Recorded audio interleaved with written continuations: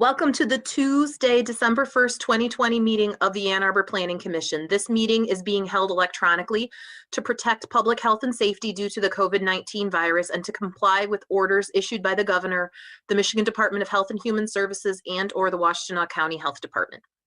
We intend to conduct this meeting similarly to an in-person meeting. However, please be patient if there are technical issues. Public comment will be via telephone only. To speak during any of the public comment opportunities, please call 877-853-5247 or any of the other published numbers and enter meeting ID 975-1994-2176. This information is also available on the published agenda, in the public notices section of the city website, and on the broadcast of this meeting on CTN Channel 16, AT&T Channel 99, and online at a2gov.org/watchctn, where you can select the government channel. Item number 2 is a roll call. Commissioner Mills. Here. Commissioner Milstein. Here. Commissioner Gibrandel. Commissioner Sauvé. Here. Commissioner Abrams. Here. Commissioner Hammerschmidt. Here. Commissioner Dish. Here.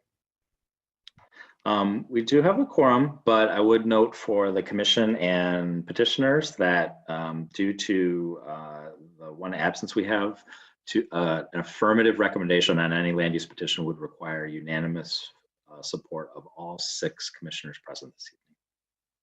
Thank you very much. Item 3 is introductions. Are there any tonight, Mr. Leonard? No, they're not. All right, then we'll go to item 4, which is approval of the agenda. Can I have a motion to approve the agenda, moved by Commissioner Milstein, seconded by Commissioner Abrams? Is there any discussion of the motion? Mr. Leonard? Yeah, my apologies. Because of the holiday, we got the minutes, draft minutes out to you quite late. I would propose we remove the minutes from the agenda this evening so you as the commissioners have time to review those adequately before consideration. All right, friendly amendments. Very good. Any other discussion of the agenda? To all those in favor of the agenda as amended, please say aye or raise your hand. Yes. Aye. Any opposed? No one. So that motion carries. So we'll skip over the motion, the minutes of the previous meeting, and go on to item 6, which is reports from city administration, city council, planning manager, planning commission officers and committees, and written communications. Councilmember Dish, do you have a report? Unless Mr. Leonard wants to correct me, I think that I don't, because council didn't meet last night. Excellent. Yes, because this is the first Tuesday of the month. It is not yet been the first Monday. Exactly. All right. Mr. Leonard? Yeah, I do have a couple items that I want to touch on. One, a little bit longer than usual. I shared with you earlier this evening a draft of a proposed communication that I will be asking for the Planning Commission's consideration of at your following meeting on December 15th. In response to the City Council direction to look at site plan review thresholds for small and modest projects. And so I just wanted to, I think that most of this should be at this point pretty familiar, but I wanted to publicly present it to you, and so you have it in the hands. The public has that information available as well. I've also shared it with the Stakeholder Advisory Committee as well. And again, all leading towards your consideration of this at your next meeting and communication of your intentions as the Planning Commission to undertake these proposed changes that relate to the UDC, particularly in the coming year. The communication will include some other background that is responsive to the original direction from the City Council resolution as to some of the overall volume and history of site plans over the past years here in the city. A couple of highlighted comparison communities.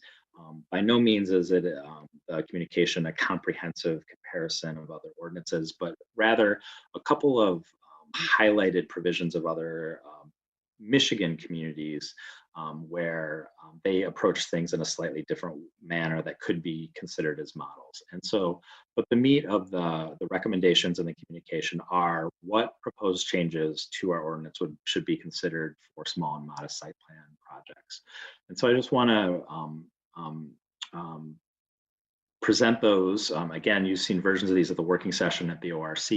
My intention is to start finalizing the format and content of these as a communication to City Council later this month. First is to explore the expansion of development activity that might be exempt from site plan review altogether, including specifically outdoor patios and plazas. Potentially evaluate a size of floor area expansion that could be considered without site plan review at all, and evaluate the expansion of 1 and 2 family dwelling exemption for up to 6 residential dwelling units as an exemption. There are a series of amendments to our site plan review requirements that the communication and you would be undertaking. Consider the removal of Planning Commission approval requirement of currently administrative approval level changes when a past site plan is no longer on file. It would eliminate that provision of the ordinance. Create a true site plan modification or amendment process. Really, at this stage, our ordinance only allows approval of site plans. You can approve them at different levels, but provide a true mechanism where a project that is under construction or recently been approved has a way to make minor changes without a full site plan submission and supplanting an original site plan. Consider a sketch plan or other type of instrument that would enable smaller projects to submit for review and approval without the same level of detail as larger projects. And consider the creation of an expedited site plan review process akin to the building department's expedited permitting process. As an example, what opportunities might there be for us to identify projects appropriate for that process? And then explore amendments of our development standards that we measure site plans against when we are considering them. Specifically, consider a scalable approach of the landscaping screening requirements. For example, apply standards to an area of disturbance rather than the whole site when a site is being modified incrementally. And specifically consider amendment to the conflicting land use buffer requirements to remove the requirement for like uses. And then the communication also recommends 2 other recommendations for consideration that might and definitely go above and beyond the original intent of the resolution. One is the consideration of Planning Commission approval of all by right site plans. Site plan review is an administrative function, and by doing this would enable both the Planning Commission and the City Council particularly to focus more on legislative actions that would govern future plans considered by any level of authority in the future. And then I put that the advisory work group was unequivocal in the impact of city infrastructure requirements on private development and how those policy and requirement decisions can drive a lack of affordability. It can impact design aspects and other amenities of projects such as sustainability or frankly, at times just the quality of design and materials. And at worst, those requirements can make smaller to modest projects no longer viable and larger projects difficult or challenging or sometimes not viable themselves. Then the last piece of the resolution was how can we communicate better? I'm interested, and I think it resonated with my conversations with the Planning Commission today, to seek a table format, something that is a more intuitive way that describes the type of development that a property owner is considering and a clear delineation of what type of instrument is required for that review process and who makes the decision on that, rather than trying to navigate numerous pages of text backwards to arrive at that similar conclusion. Like I said, I've shared this full draft communication with you earlier this evening. It will be appended to this packet available to the public over the coming weeks.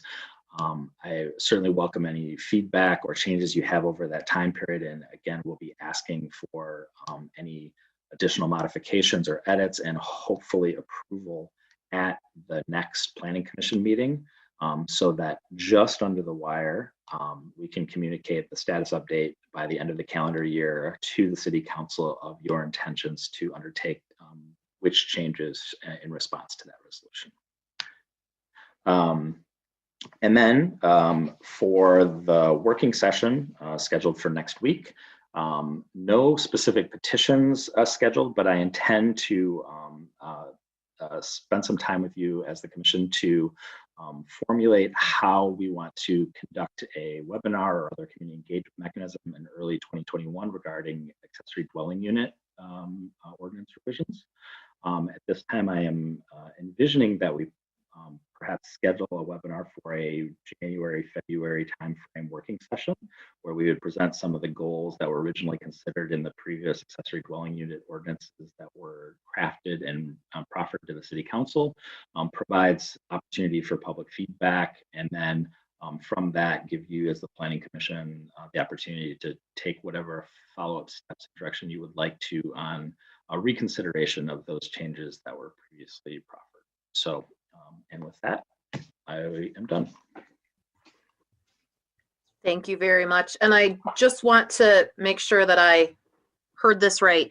If typically there's not communications like the one that we have back to council, and so if there are things, comments that we have, it's and to expedite things before voting on this next in 2 weeks. Yep. If there are any changes, send them to you ahead of time so you can collate them and we can discuss that. Absolutely. Okay. Yep. And we could also consider modifications at that meeting, but certainly if you have anything in advance, I can reflect that in the draft as well. Okay. Thank you very much, Mr. Leonard. Are there any commissioner officers or committee liaisons that have anything to report? ORC met 2 days before Thanksgiving, but it was with that stakeholder advisory committee to discuss this. So very good. Now we are on to, I would also say that this is the section for written communications, and there were some in our packet. So draw your attention to that and let people know who sent in comments that we did receive many. Next is audience participation. This is an opportunity for persons to speak for up to 3 minutes about an issue that is not listed as a public hearing on this agenda. So not the 907 and 913 South State Street, or South Main, sorry, not State, South Main Street, or the Ann Arbor Moving Together Transportation Plan items. Those will have separate public hearings. To comment on any other matters, please call 877-853-5247 and enter meeting ID 975-1994-2176. City staff will select callers that have raised their hand. You do that by pressing *9 on your phone. Mr. Leonard will call on you by the last 3 digits of your telephone number and ask you to unmute yourself. You might have to press *6 to do that. Please, when it's your turn to speak, move to a quiet area and mute any television or background sounds so that we can hear you clearly. And please also state your name and address for the record. I see some callers on the line. If you'd like to speak to an item that's not on this agenda, again, you indicate that by pressing *9 on your phone.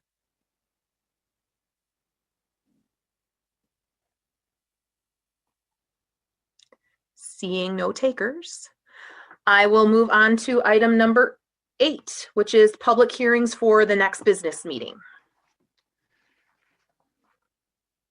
For the December 15th, 2020 meeting, we will have several new public hearing items. One is the Lewis Jewelers Retail Plaza site plan for City Council approval and special exception use for Planning Commission approval. This is for 300 South Maple, a approximate 2-acre site, zone C3. Plans include demolishing the previous restaurant building and constructing a new 24,000 square foot retail building with a special exception use request for an associated drive-through facility. The next public hearing is 416 West Huron parking lot improvements for Planning Commission approval. This is a proposal to reconstruct the existing parking lot, add storm drain, stormwater controls, and landscaping subject to some due to the presence of the Allen Creek drain easement. Parking space count will decrease from 96 to 72 spaces. 4 new bicycle spaces are proposed on this 0.acre site, zone D2. There will be a requested variance associated with that as well for conflicts with that easement and street trees. And then the third item is St. Francis of Assisi, 2150 Fries Avenue for Planning Commission approval. This is a proposal to construct a 2-story, 14,500 square foot parish addition on a 10.6 acre site zoned R1B for church uses, and the corresponding expansion of that church use requires expansion of the special exception use corresponding to that permit as well. Very good. Next is item 9A, which is our regular business, and this is the Main and Davis Apartments, which are at 907 and 913 South Main Street. This is a site plan for City Council approval. Per our usual order, we'll start with a petitioner presentation for up to 10 minutes, and then have the staff presentation, and then open up the public hearing before the Planning Commission discusses the item. So looks like the development team is coming in, and Mr. Chang.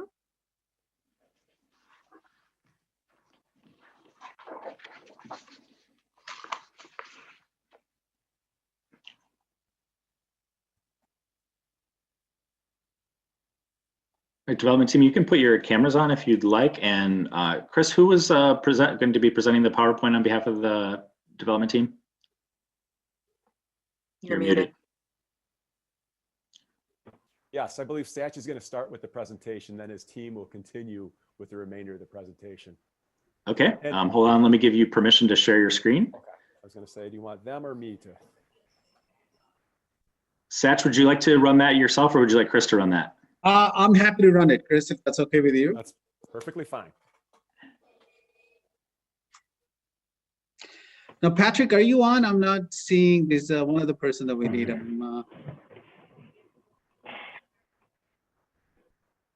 I don't see him. Is it Patrick Cleary? Yes. Yes. I think he's in the ether. Oh, There he is. There we go. See him now. All right, you should be all set to share your screen. When you get started, you'll have up to 10 minutes to present your project. Okay. Are you able to see the screen? I'm not sure if you're seeing. Are you able to see the screen now? Not yet. Am I in now? Yep. Anyone? Okay. Sorry about that. Had a little technical issue. No problem.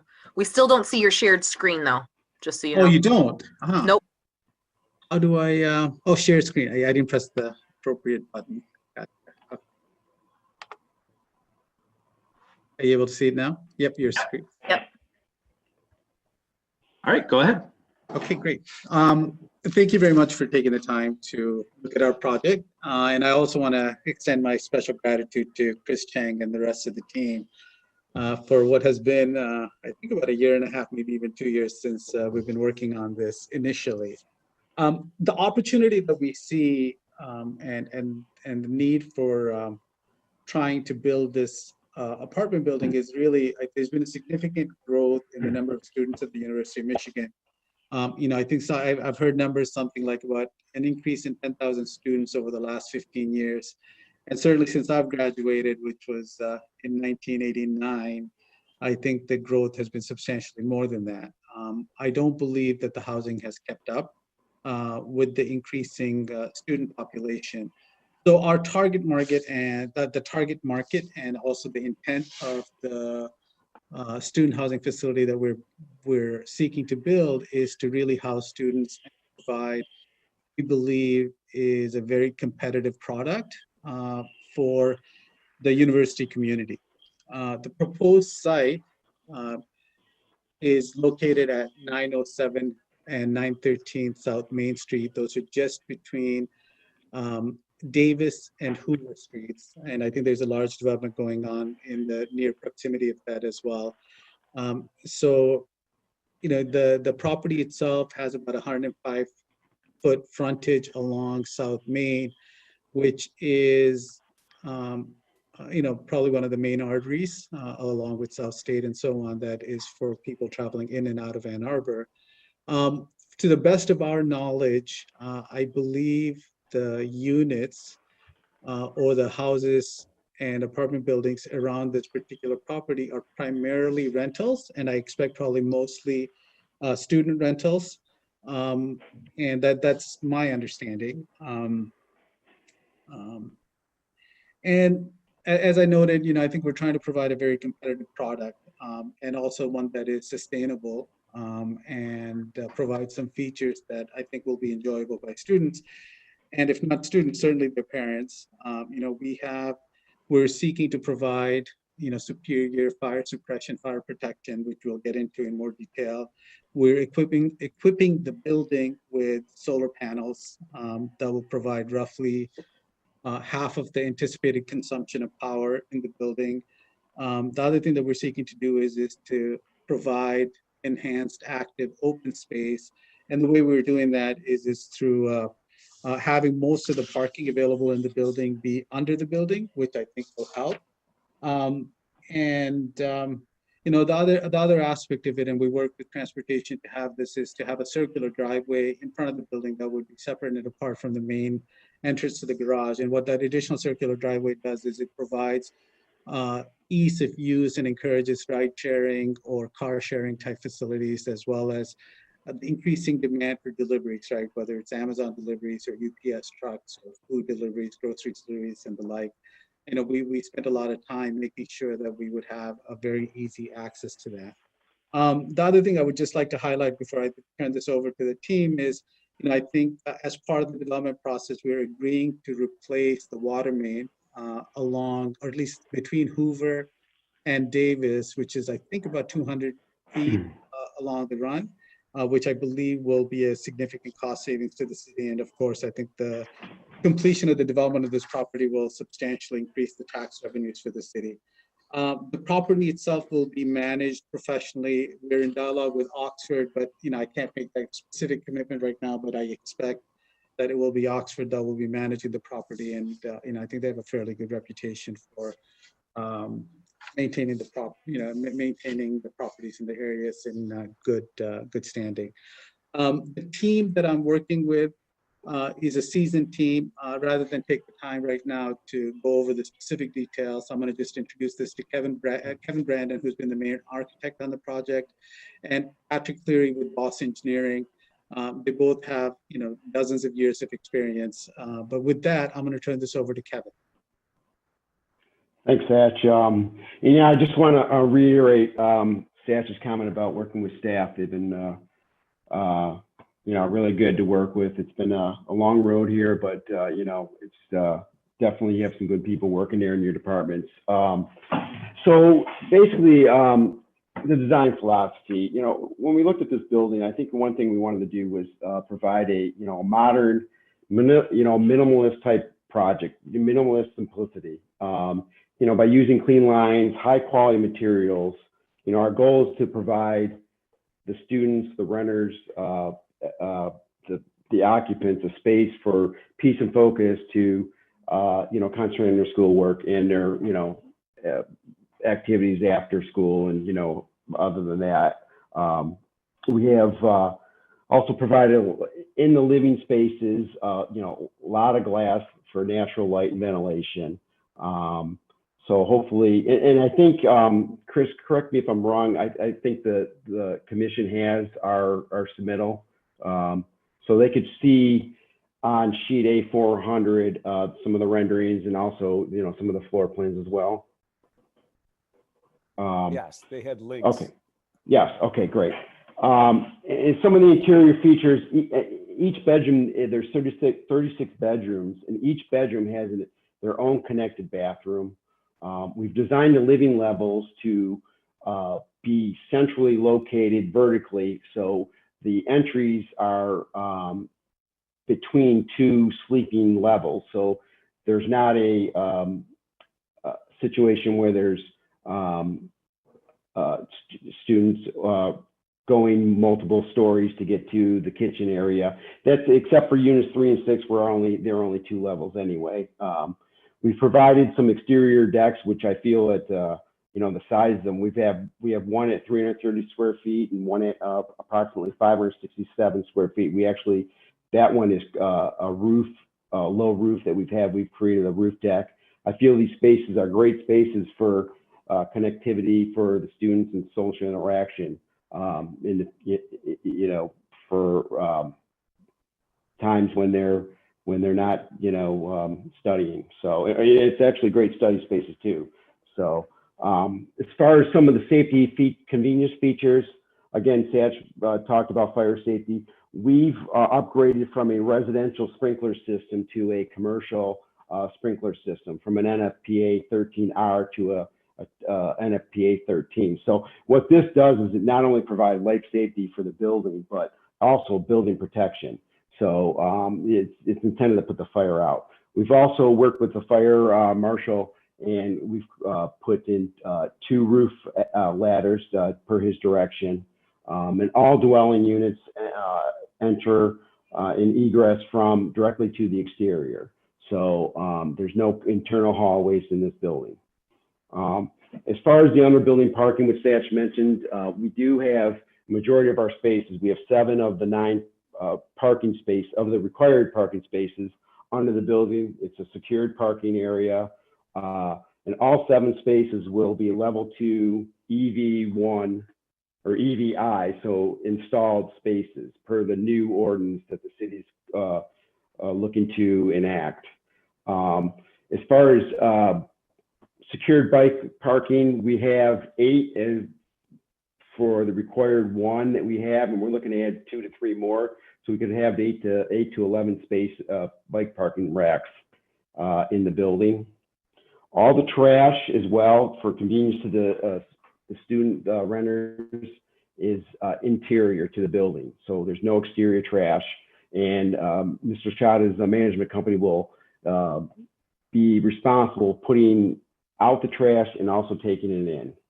Got about 1 more minute. Okay. Oh, well, at that point, I guess I'll give, we'll be available for questions. So maybe I'll hand this over to Patrick Cleary to handle some of the site issues. Yeah, why don't you just, I just have maybe like 3 or 4 points here with time being short. Satch, if you want to skip to the existing conditions slide, just wanted the green highlights are the larger walnut trees that we were trying to work around, and the red are the existing parking lots for the homes that are like a hard packed gravel that I just wanted to highlight. And then if you skip to the landscape plan, the green shaded area, that most of that parking lot area is going to be converted into lawn and landscape, and you can still see those trees there.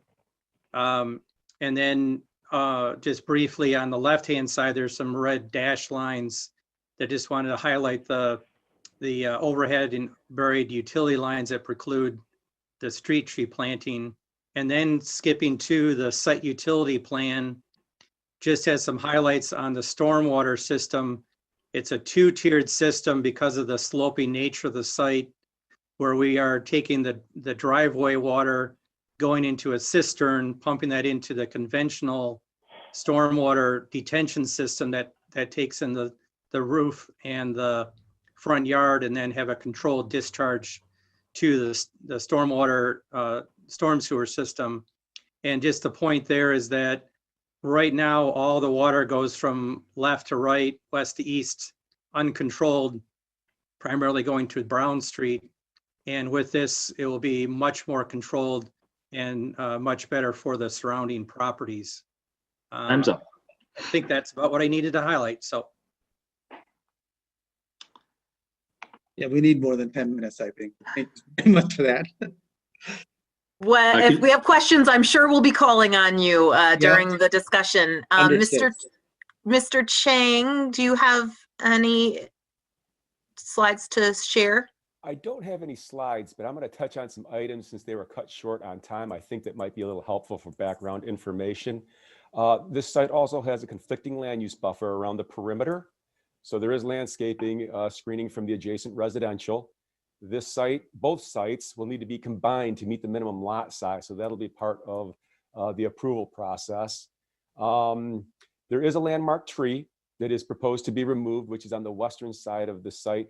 And that is to accommodate the proposed kind of a U-shaped drive that was coordinated between solid waste, the urban forester, and transportation, because it just wasn't going to work to be backing out onto South Main Street with the traffic levels. So there was a casualty of the tree. There is mitigation for the tree. As far as street trees, we also discussed getting a landscape modification for this site because of the utilities in the street. And it just wasn't going to work to put in the street trees there. It didn't qualify for a landscape modification. So again, as part of the approval, it will need to go to the Zoning Board of Appeals to reduce the 2 street trees. Again, it's supported by the urban forester due to the location of utilities and sight lines. I'd also say that I'm anticipating questions about possibly the layout of the proposed building. I did talk with the building department briefly today regarding the site layout, if this was going to get carved up into possibly doubling the number of units from 6 to 12. It would require a firewall to be installed to separate the units. So that's one aspect that it would be caught during either the building plan review or during a housing rental inspection if they had indeed put up firewalls to meet code. We would also put stipulations on building permits, housing reviews when they go out to rent. And we can even add items in the site development agreement that this is only a 6-unit complex. And finally, I also, because we just found out we only have 6 members for the meeting tonight, the petitioner, if this starts to look like there might be support for postponement, or he's not going to get all 6 votes in affirmative, that he would like to propose for a postponement for a later date. So I'm just disclosing that at this time, and I'm here to answer any questions you may have. Thank you very much, Mr. Chang. All right, this is now the public hearing for this item. This is an opportunity for persons to speak for up to 3 minutes about the proposed Main and Davis Apartments development. Public comment may be made by calling 877-853-5247 and then entering meeting ID 975-1994-2176. City staff will select callers that have digitally raised their hand by pressing *9. You'll be called on by the last 3 digits of your telephone number. You'll probably get an automated response that you have been unmuted. You might still need to press *6 to speak. Please, when speaking, move to a quiet area and mute any television or background noise so that we can hear you. And please do state your name and address for the record at the beginning of your comments. I do see a couple callers on the line, one with their hands up. The first caller we have is the phone number ending with 864. Caller with the phone number ending with 864. You have 3 minutes to address the Planning Commission. Hello? Hello. I'm not sure if you're talking to me or not. My name is Dennis Gala. Yeah, go ahead. You have 3 minutes to address the Planning Commission. I didn't know if I was going to get on or not. I couldn't quite figure out how to do this. I own the property directly next door on the corner of Davis and Main Street, the green and yellow house. I am extremely concerned about the amount of people that are going to be living in this building with a potential of probably 70 people living inside the building. And I just heard Chris say something about it may be going to 12 units. This is the first I've heard about that. I'm concerned about parking. It does not fit into the neighborhood whatsoever. I did send an email in response to an email I got from Mia, and I built my house in 04. I finished in 04, and I built the house to fit into the neighborhood. I did the very best that I could so that it would fit into the neighborhood. This building that is proposed does not fit into the neighborhood at all, period. I'm very concerned again about the parking situation.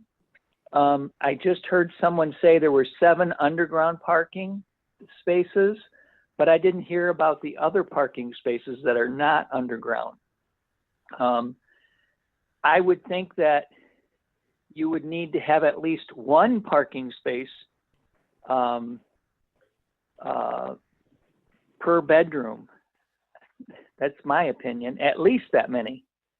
And again, I don't think it fits in. I think it's too massive. And I'm not happy with it, period. I guess that's all I have to say. I don't want to keep rambling on here, but I'm not happy about it. Thank you. Okay, so do I unmute now?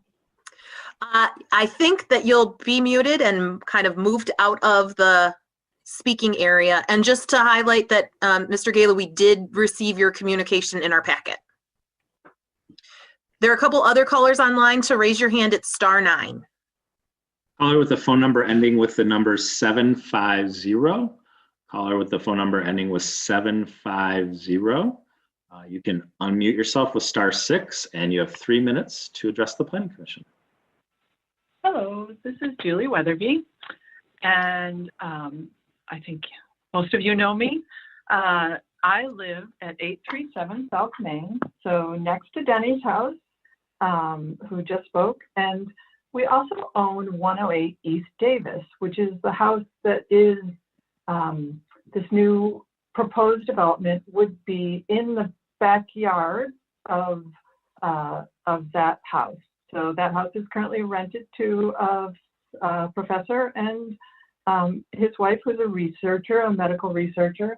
And I think the people who live in Denny's house are also not undergraduate students. So that is one thing just to be aware. If this does end up being all students, there's plenty of people around who can keep an eye on them, for better or for worse, for your project. But I just wanted to make a couple comments, and I know you got my email, but I wanted to say first, this developer has been very approachable and pleasant to communicate with, which I appreciate. It's been very quick to respond to any questions. I know that our 4C zoning regulations will limit what's on this site and the way it's presented, so that's it is what it is. We need to look at those more, which you also know. So I had some concerns. So the stormwater, and I think that's been answered. As I said, the developer, since I sent this letter, has we've communicated, and some of these issues have been answered, which is as much as they can. Stormwater has been a concern, and I think they're doing what is possible. There's a shared retaining wall. The property markers in this neighborhood are sort of suggestions, and they don't necessarily follow what you would expect. So their retaining wall appears like it's in our yard, but it is actually offset. So I think at this point, what we're going to do, or they're going to do, is keep the retaining wall, keep everything as is, but it will become an issue if we need to put up a wall or something, because it's offset a few feet, which is an interesting addition to the how it's set up. Fencing, trees, and buffers are a concern. We do have a very big 30 black more walnut, seconds. and we're going to, looks like we're going to keep that, so that's great. Lighting seems to be good. Sustainability, open space, parking and density, it is what it is. R4C is that regulation. The property owner is going to have to deal with the parking. There isn't more space, and that's okay that it doesn't get covered with parking for me. So we have some concerns, but the owner has been good to work with, and I just wanted to say I don't object to this. Is it what I do preferentially? Probably not, but it is within the regulations. Thank you. Thank you.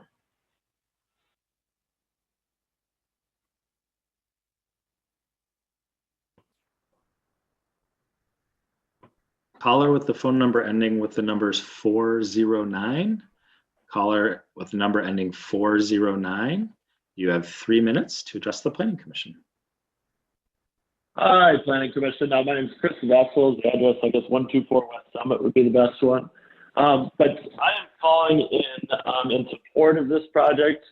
I actually assisted them with the assemblage of the two properties, so I have kind of been observing. I don't have any other financial interest going forward with it, but it's certainly something I've kept a close eye on in the 2 years since they have been kind of undertaking this entire ordeal. But you know, it's a very good project. It's two properties that are you know, in kind of rough shape. The sites themselves are in pretty rough shape. And it's taking those entire sites and it is doing quite a bit of work to clean them up. And just in terms of, you know, drainage and a few other things, it really cleans up the entire area.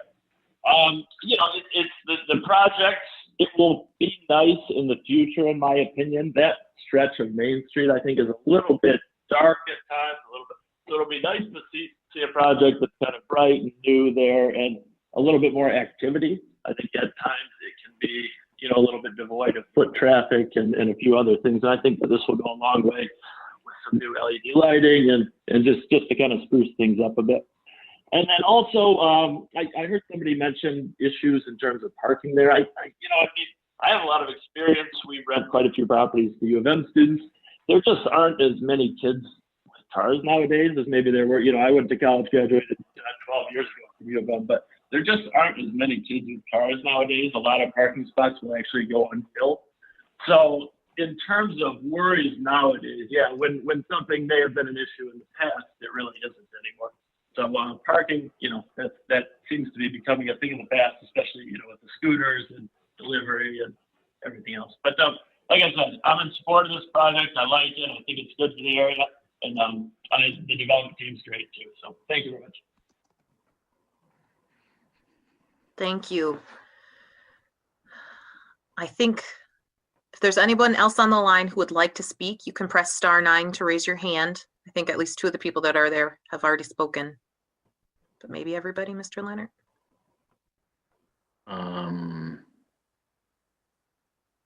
No, I don't remember. another one, but no raised hands. So. All right, then I will close the public hearing. Oh, there's. Oh. We'll reopen the public hearing. Caller with the phone number ending with the number 663. You have 3 minutes to address the Planning Commission. Thank you. Can you hear me? Yes. We can. Excellent. My name is Robert Droppelman, and I live at 837 South Main Street. And like the previous caller, my wife and I own 1080 East Davis, which is behind the proposed development. And I want to express its support, but I don't think that anyone really likes the 6-bedroom format, but I think that that is what the city codes permit. And the two properties there are difficult. So I think that as much as I can, I support this. I am equally sort of unconcerned with parking. In the first place, the neighborhood that we live in is all parked up. So adding more parking just means that it would go somewhere else. There's no more capacity. So I don't know that that's actually going to change much. I would like to strenuously point out that this is not really a student neighborhood. I think that that is a misconception. It's actually relatively far from main campus. And I think the Tradewinds building and the Edinburgh building, which are on the south and east of it, are a mixture of student and workforce housing. So I don't really like the idea of a purely student building. On the other hand, I really like that they're keeping this large landmark walnut tree that we actually share a bit of. It is a neighborhood resource. It provides an enormous amount of shade. It's a wonderful tree, and it really should be treasured. I also appreciate the work to keep stormwater to a minimum. Every other property on East Davis on that side of the block is down gradient from this. So managing stormwater helps us all because all of our stormwater kind of flows downhill and we're all struggling, I think, in various ways to manage it. So this does certainly help us especially as we're on clay soil. So there's not much that can really be done. Otherwise, I think it's a reasonable development, and I hope the Planning Commission works to make this as good as it can be. Thank you very much. Bye. Thank you. If any of the other callers on the line would like to speak on this issue, you can press *9 to raise your hand. Everybody. That's everybody. They've already spoken. Okay, great. Then I will close the public hearing for real this time and read the motion, which is the Ann Arbor City Planning Commission hereby recommends that the mayor and city council approve the 907 and 913 South Main Street site plan and development agreement subject to combining both lots before issuance of any permits and elimination of street trees outside the public right-of-way by the Zoning Board of Appeals. Moved by Commissioner Milstein, seconded by Commissioner Sauvé. We are in discussion. Anybody want to kick us off? Commissioner Dish. Thank you. I just have a couple of questions. I want to note first, I want to express gratitude for the public who've called in and also sent us notes. And I appreciate the thoughtfulness and detail of the questions that they've raised. And also I appreciate the understanding of what the zoning permits here. And I appreciate that that's reflected in your comments. We don't always like what it permits, but it permits it. So there we go. We have to work with it. So I wanted to just verify, this was a question that I had earlier. You mentioned tonight that the solar that you're installing on the roof, which by the way, I think is terrific, is going to offset about 50% of what is actually used at the property. I just wanted to verify that I heard that right, because that's a pretty good number. Yeah, I mean, roughly, we're looking at 20 to 25 kW, and based on preliminary electrical loads, we're looking at a 400 amp service, and the solar could roughly handle around 200 amps plus or minus. So yeah, we're looking to hopefully offset half the load that's required ampage wise. Okay, that's great. I understood that you were providing, and I didn't hear you say this in the presentation, but I might have just zoned out for a minute. But I understood that you were providing parking for 2 zip cars. Did I? So let me speak to that. I'm exploring that as an option. So basically the way the parking is, we have 7 spots under the building, and there's 2 spots immediately outside the building. My goal is to try and have those 2 spots be available for car sharing services. I haven't finalized or entered into a contract. So I can't be 100% like this is a done deal, but that's, this goes back to addressing, I think, some of the comments about parking. I think the way people use cars is changing dramatically, and my expectation is in the next 5-10 years, I'll be surprised if many of us are even driving. But the goal is for us to provide car sharing services. And as I mentioned earlier, the U-shaped or the circular driveway in front of the building, I think it'll promote the use for the ease of entry, exit of ride sharing as opposed to car sharing. Mm-hmm. Okay. Yeah, thank you. Yeah, I agree with you about the use of cars is changing, and it's an enormous expense, and so people who can live without cars prefer to do that. And so if you are able to make a provision for car sharing, I think it would also really facilitate that lower impact lifestyle. I just wanted to make sure that the question about the retaining wall and snow removal and stacking of snow near the retaining wall, that all of that has been answered we received a letter about that, and Ms. Weatherby raised that in her call.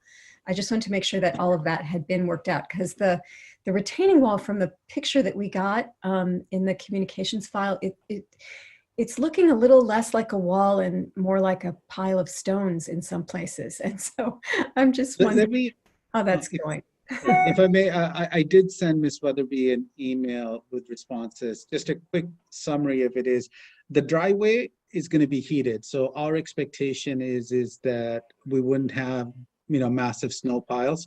I think we're required to show a snow, a zone for where the snow would be stockpiled or whatever, but our intent is to, or what we have in the designs right now is to put a heated driveway.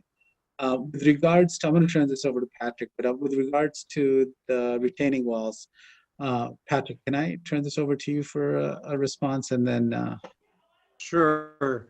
Well, just a couple of additional items. The existing retaining walls are not in the best of shape.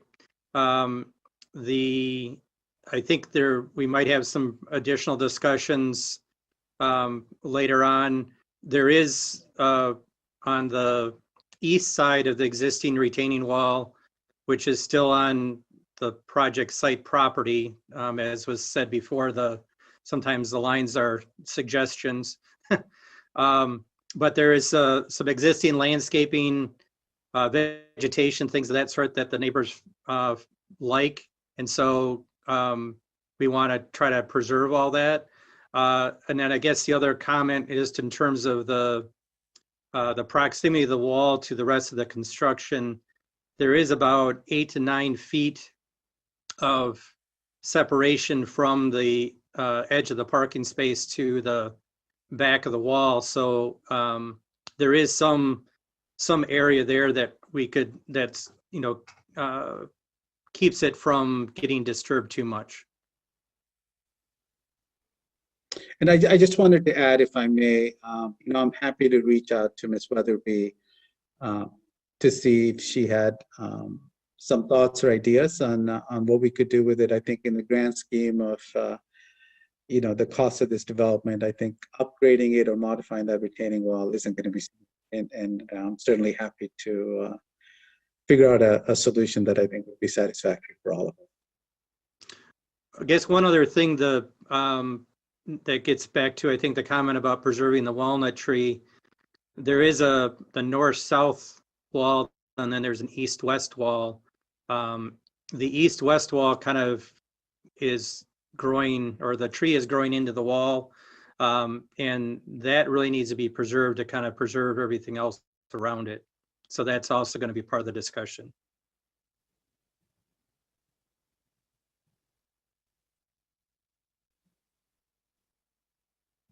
Is there anything else, Commissioner Dish? I guess I forgot to say one other nice thing, which was thank you for all the bike parking.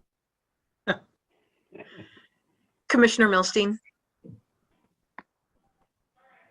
Thank you. So my question primarily stems from parking. So I want to get a better understanding of how cars are going to move in and around the first in the indoor parking, and then further a little bit about the outdoor parking. Especially because it looks like some of the spots, especially the spots that are on the south side of the building, appear that I'm just trying to figure out how are people going to back in and out? How is there adequate space to do so? Because all the spots look really tight in there. And I'm just having I'm having some trouble understanding how the turning radius, like how that all works. So can someone speak to that in regards to parking within the building first? And then I have some additional questions regarding the spots outside. Kevin, can I turn this over to you or Patrick? I don't know who. Well, I can try to answer that, I guess. I mean, we've laid out the parking even the interior parking is a lot in itself, just inside a building. So it's based on the standards of the city ordinances as far as, parking is concerned. We do have 2 allocated compact spaces, which are inside the building. They're 8 by 16. The rest of the spaces are 9 by 18 with a 22-foot lane. So in effect, it's not any different than a parking lot outside. It's just inside a building. So, I mean, it's as tight as your normal parking space and drive aisle that, is allowed within any commercial project too, so. So the way the spot in the south, in the southwest side of the building, sort of that's nudged in the corner there. It looks slightly. Does it say compact spaces? Yeah, the two compact, Yeah. but the one that's at the very end of the building on the south side of it. I'm just trying to figure out like how is that person going to be pulling out exactly? Yeah. So as far as, so that's why we put the compact into that area there, because yes, we don't have the backup capacity turning back because of a smaller car. The other spaces, we're at, so that last 9-foot space near the water meter area is tight, but it works. I mean, it does work. It's within reason. So that's why we did put the compact spaces where we put them, because it is tighter. So a normal parking spot wouldn't work in those two spots. Okay. But Mr. Chang, do you have any comments on that from staff's perspective? Yeah, I was just looking at the layout just to refresh my memory. It is correct. You have a minimum 22-foot lane, which it's meeting the minimum lane, and you're allowed up to 35% small car parking. So it does appear that it's tight, but it also appears that it's meeting the minimum code. And just to kind of go back and touch on, I know parking was a concern. Per our ordinance, you only need 1.5 spaces per unit. So yes, there may be 36 bedrooms being proposed, but only 9 parking spaces are required. Okay. Thank you, Mr. Chang. And then my next question has to do with regards to the 2 parking spots outside. So somebody pulls into them. How are they getting out of those 2 spots? Can someone walk me through that? Well, I should say not how they're getting out of the spot. How are they getting out of onto Main Street? Absolutely. Yeah. So those all residents, correct me if I'm wrong, Satch, but it is an overhead garage door, so that the parking's secured and heated. What we'll do is any of the tenants will have garage door openers. So if they need to, they will back out of the space, open the garage door and back in a bit and pull out. So, you know, that's what we'll end up doing. Okay, thank you. That answers that question. And then just a little bit more about movement in the front of the building, just so you get a better sense of the U-shaped driveway that's there. Can you just, so will there be parking allowed in the U-shaped driveway? So or that is would it purely for deliveries and? Yeah, that will be a no parking zone. And I think one thing I remember from when I was school, the tow truck companies in Ann Arbor are incredibly good at making sure that that's enforced. So that'll just be for a loading, unloading zone, and there'll be signs posted indicating. Okay. And then with regards to pulling out of that spot, heading southbound, just the way, at least from looking at the plans here from the site plan, it's going to be pretty tough to get a good visual because the lanes are tight there on South Main. Has the traffic engineer looked at that and made sure that there's adequate space to turn southbound onto Main from that U-shaped drive? Patrick, do you remember the page number that we did? Well, we had quite extensive discussions about the how we could, I guess, mainly related to delivery vans being kind of limiting factor. And on sheet C9C, which I think is the very last page in the packet, shows a couple different scenarios, circulation plans about how the like a loading van, like a Federal Express or Amazon, would be getting in and out. And presumably if they could navigate it, that a smaller passenger car would have much less issue. Okay, Mr. Chang, was our traffic engineer involved in the review of this? Yeah. So we did have extensive reviews with the traffic engineer, with the engineer, with solid waste, and with the urban forester to coordinate all of the traffic movements, the site visibility on site, the pedestrian traffic, the trash pickup. So it took quite a few meetings, as the petitioner will probably tell you, of coordination to get to the point for this design with the turning radiuses and for it to be approved by all 4 departments. Okay. I think there's also two, I think all the C9 sheets, say that 3 times really fast. The alternatives, yeah. They all have to do with the vision clearance and the circulation. Okay. Yeah, C9A, and C9B, 9A, B, and C. and C. Okay. Yeah, they were really fun meetings. We had a great time doing those. So it was fun. Great. Okay. So that is my questions. Thank you so much for answering those. Overall, I think it's an attractive building. You know, there's been some renovation of buildings, and now with 618 and 615 being built there, I think this will fit in fairly nicely into that area. So kudos to you for doing something out of the box in that area. And thank you for not making it brown brick. I appreciate that, to have some variety in that corridor. So thank you so much for that. And I'm supportive of this development. I'm not worried about parking one bit. I just wanted to get a better understanding of how cars were going to be moving in and around that site. So thank you so much. Thank you. Commissioner Abrams. Hi. I just have a couple questions. So I guess one is about this walnut tree, which I'm gathering is really important for the neighbors in the neighborhood. I just wondered, like, what are the protections that get put into place to make sure that it doesn't get damaged during construction? Because we definitely have times when the plan is to save a beloved tree, but then there's something which inevitably happens, and then the petitioner has to pay into the tree fund, but that doesn't help the people on this block who love this tree. So I just wanted to hear a little bit about the plans for protecting it during construction. Patrick, do you want to address that? Or I just want to say one thing.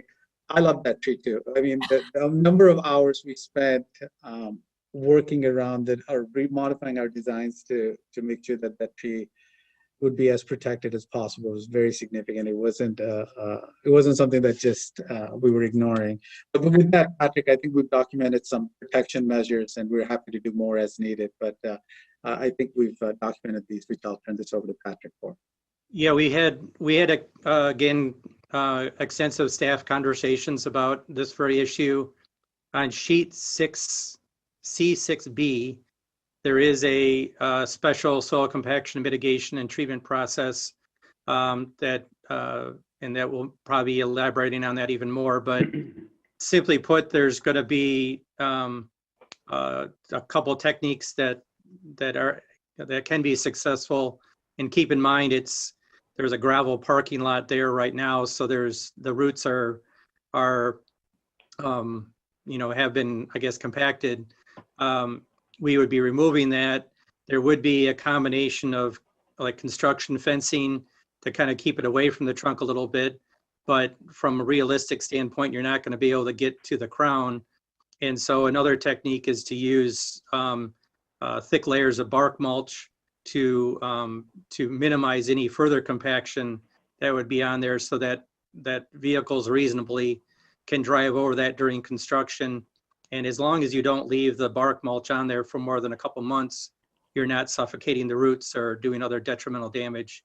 So there would be a number of techniques similar to that to keep it protected. And then in the end, by converting that to more of a lawn and landscape area, should actually help it in the long run. And if there was any damage to the removal of the gravel, it will help it recover that much better.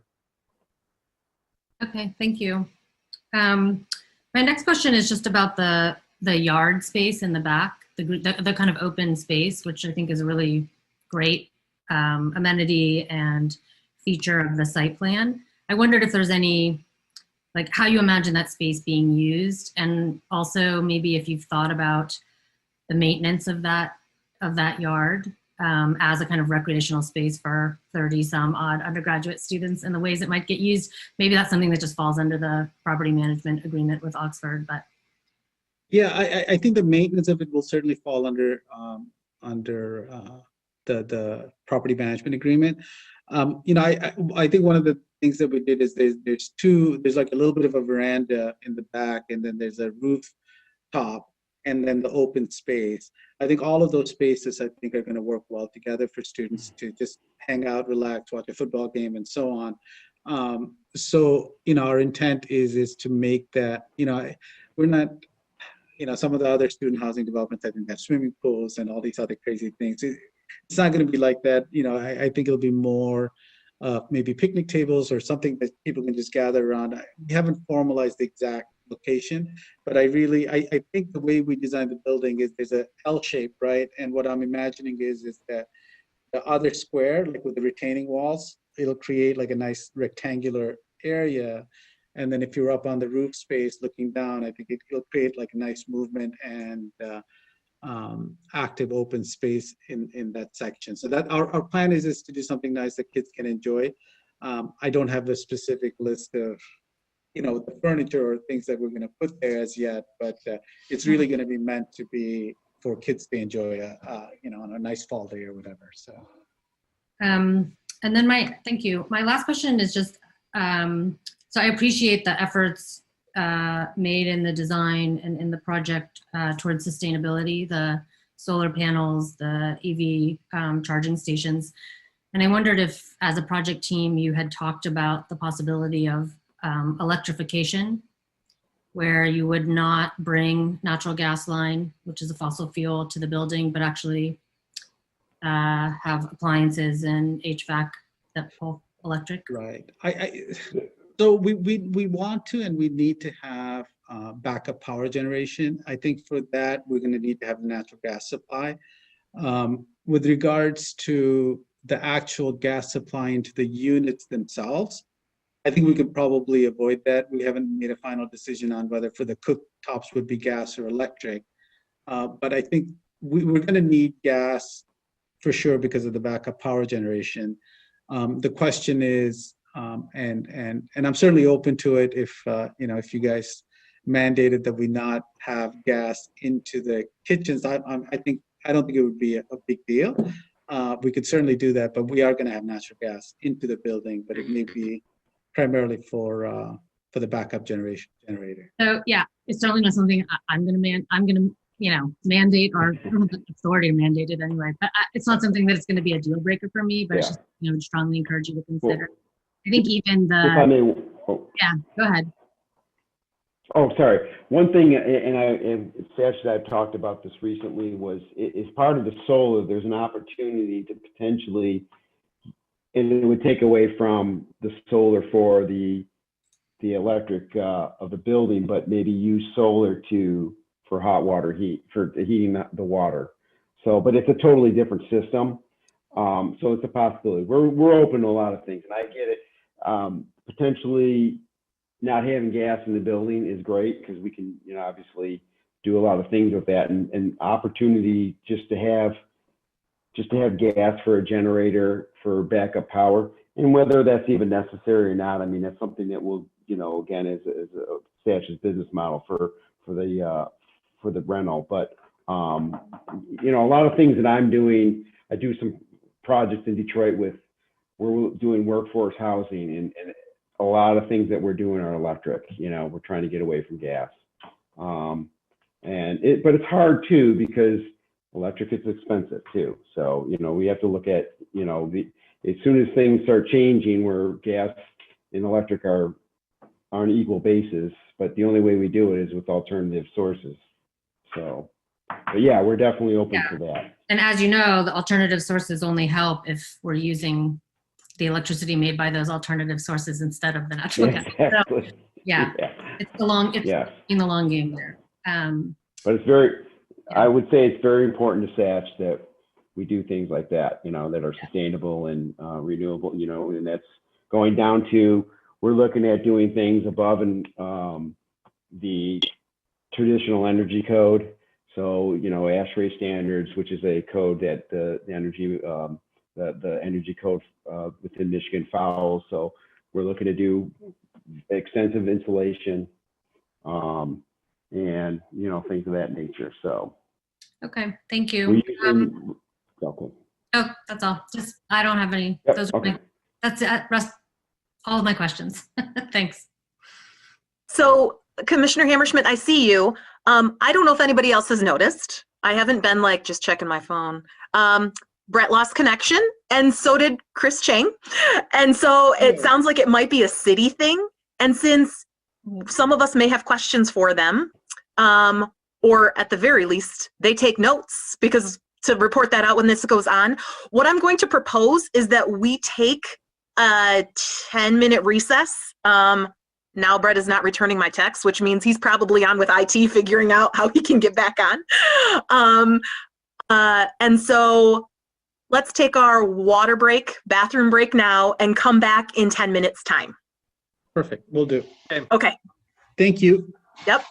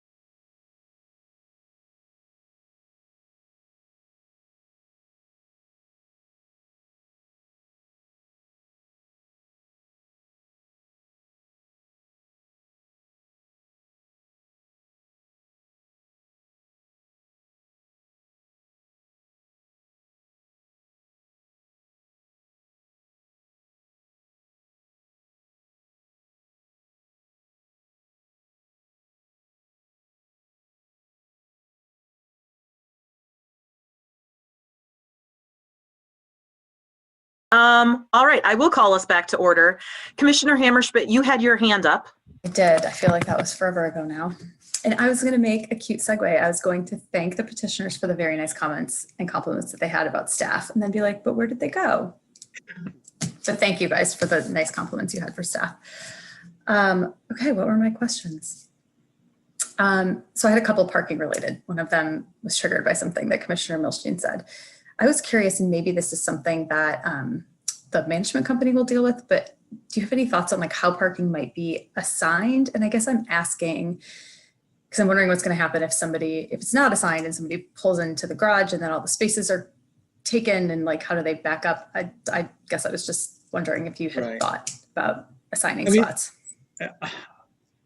Yes and no. I mean, I think I have a vague idea of how I would like to proceed, but typically what happens is they get a permit that is required, and it's usually a little bit of a tag that you hang on the rearview mirror, right? If that permit doesn't exist, they're going to get towed. I think one scenario is that each unit would get one spot, and then there would be one extra unit. As I mentioned earlier, the 2 spots outside, I really want to try and partner with somebody that's just going to have car sharing. So that's kind of what I was thinking, but it's not 100% certain yet.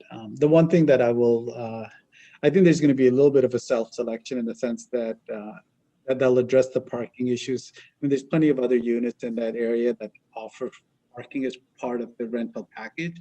If a student really needs parking or has a car, I think they're just going to not rent in our unit, and it is what it is. So that's, it's a competitive disadvantage for me not to have parking, but I think in the long run, I really do believe what I said earlier, which is I think there's going to be 5-10 years down the road, I just don't see this need for massive parking lots. Yeah, no, I mean, I have no problem with the amount of parking. When I was a student, long time ago, I had a car when I lived in a dorm, and I got very creative on how I parked it. So people will find a way. I'm not super worried about it. Exactly. What I was more concerned about is just like looking at the configuration of the garage, like if there is this, say like 10 of them have cars and like they all compete to try to park in there and then it's full, like, no, is there enough room to like back out? And there won't be, I mean, unless someone parks illegally, there wouldn't be 10 cars, there would be at most 7. If someone does park illegally and someone can't get out, they're going to call the management company, and the management companies will get it towed. That's essentially what would happen. And typically the way Oxford works, they don't assign one specific spot. They generally issue out, for example, in this case, 7 parking tags, and then they're free to park wherever they want inside. So as long as only 7 tags are assigned within the building, there's no problem. That's exactly right. And if someone breaks those rules, they're going to get towed. Yeah. Yep. So I wanted to go back to the 2 surface parking spaces because Commissioner Milstein had asked about how you get out of those spaces. And I think the response was, if they're residents, they'd have a garage remote and they could sort of back in that way. But if they're going to be car sharing, spaces for car sharing, I think then they would be backing out all the way into Main Street. Does that sound right? I mean, it doesn't sound right because I think we could still have the garage door opener in the car, but it does bring up the possibility that someone nicks the garage door opener for whatever reasons. I think if you go down that road, we would probably have to try and figure out a way to have that garage door opener somehow not be able to be taken out of the car. I haven't gone down that far in my thinking, frankly, but I think we could do. I think we could provide some kind of a fixed. The idea, what I'm hoping for, there's a couple of companies that I've been looking at. Basically, it's a little bit different than Zipcar, which is the Zipcar allows you to basically park any car in those assigned spots, right? But there's new companies that are coming out that are more offering this to landlords as an amenity that they can offer to tenants, right? Where there's 2 fixed cars. I mean, there's a certain number of specific cars that are only in that parking lot, right? So that's a little bit different than the Zipcar model. And this is more, go ahead.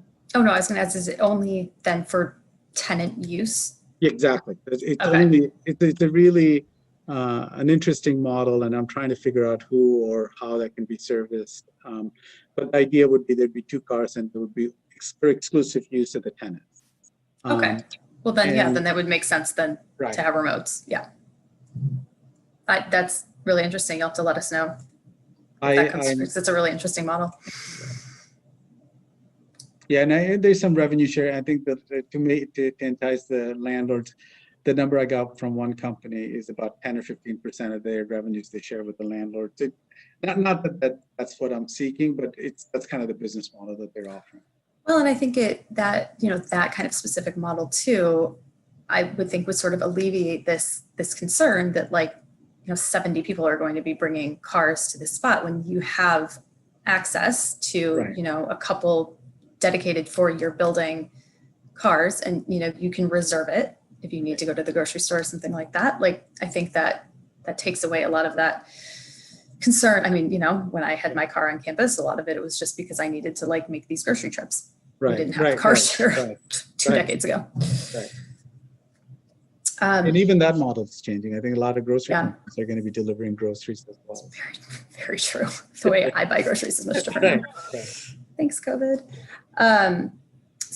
So I really appreciate the mix of decks and lawn space in this project. I think having that outdoor space is really important. So I really like that.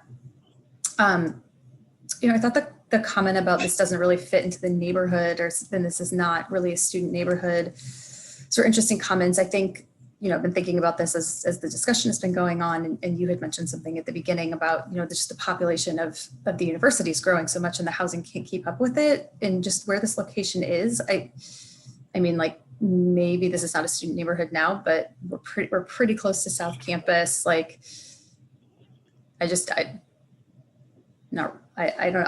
it not that it's going to change into a fully student neighborhood, but I see that students would be attracted to this particular area. I haven't seen, I'm sorry, I'm just going to add one. No, sure. I haven't seen what the plans for the Fingerly lumber site that the university bought, which is the big 6-acre parcel. But my expectation is that the university is kind of moving. I think I don't know what all is going to go there.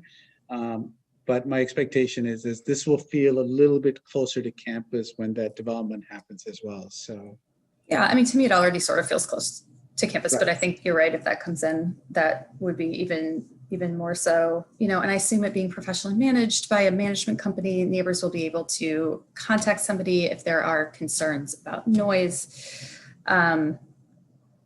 I also really like the design. I'm not an architect, but I thought it was nice. I don't think it looks too out of scale for the neighborhood. So I guess my last question, although most of these have been comments, sorry, was just, in doing, have you done a market analysis, and do you see that there is a market for 6-bedroom units? Because that's a lot of units, right. or bedrooms in a unit. Right. So I own a few other properties, some of which are 6-bedroom units. We're able to, and typically the way this happens is if we're very proactive in marketing and on schedule, we tend to get large groups, and they come in and they sign one lease. If we fail that and it comes April, May, what we end up having to do is rent by room. My goal and my preference would be to rent to a larger group. That's where I think Oxford comes in. They do a really good job of scheduling, leasing. My expectation, especially, I think some of the things that we're putting in, again, if I think about the bedroom as a product, some of the things that we're doing is to have an attached bathroom, for example. I think those kinds of things really help with the marketing, and I think it's one of there's a student housing magazine that does these surveys. That's the #1 requested amenity. So my expectation is that as long as we're not pricing the rents out at a very high number, we should be able to fill this property. At least I'm betting a lot of money on this, and I'm not a big time developer, I promise you.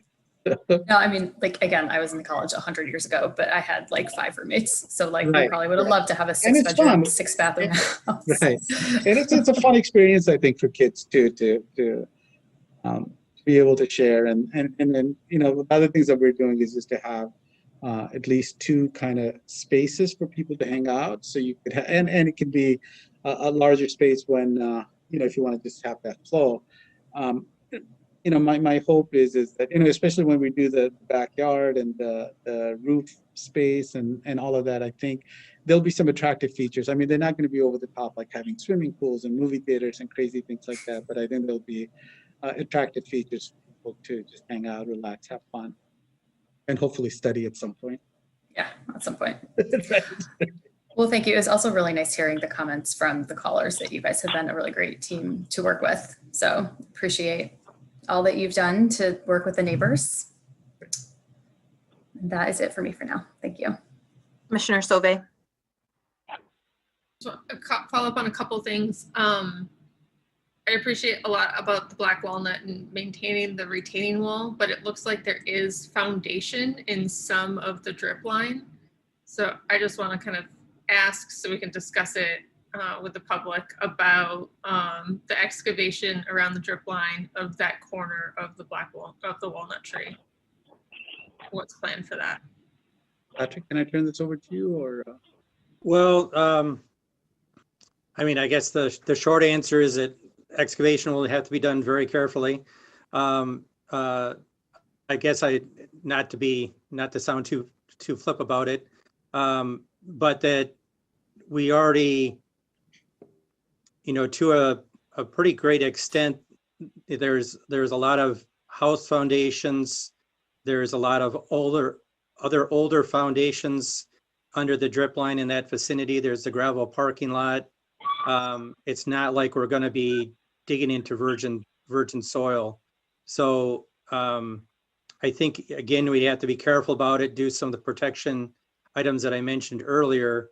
But there is already a lot of disturbance in that area, and presumably the way the roots are kind of growing away from that area right now.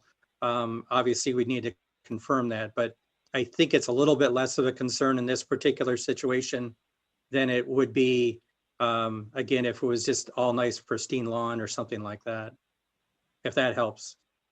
A little bit. And then I do see, hold on, let me go to the plan. C6, nope. There's a different one. It is called out in one of the plans, C3, to have on that north-south retaining wall, to have the retaining wall behind it. So I guess I just want to confirm, like, is that second retaining wall happening, or is it notated that it could happen relative to additional discussions with the neighbors? I think, unfortunately, that the note that you see on C3 was left over from a previous iteration, so I apologize for that. We did have, there were a couple of different scenarios where we were replacing that wall. The way it is now, we can keep that wall, and then as I mentioned, there is vegetation on the east side of that wall that the neighbor would like to keep, and so that's, I believe, the current plan. I guess Satch, correct me if I'm wrong, but I think the more we can keep all that intact, you know, understanding that the walls doesn't look the best, I agree, but the more we can keep that whole area intact, it's going to be better for the existing trees in that area. Okay, that just helps because it sounded like it could go either way. So I just wanted a clarification on what the initial plan is, and it sounds like you've got discussions. If something. Yeah, we have looked at that quite a bit. So, and I apologize for the errant note there. Okay. Other questions? EV parking, I saw in the staff report that that's going to get incorporated before it goes to city council. Is that only for the underground spaces or the 2 exterior spaces as well? I guess, where's the plan for the EV charging? Kevin, you're on mute.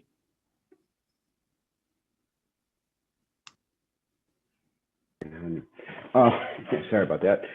We will have the 7 spaces under the building will be installed with level 2 chargers. The 2 outside, and again, I'll refer to Satch. We will have those, EV ready, unless you want to do those as well. So it's up to you. But we definitely will have the 7 inside the EV, installed.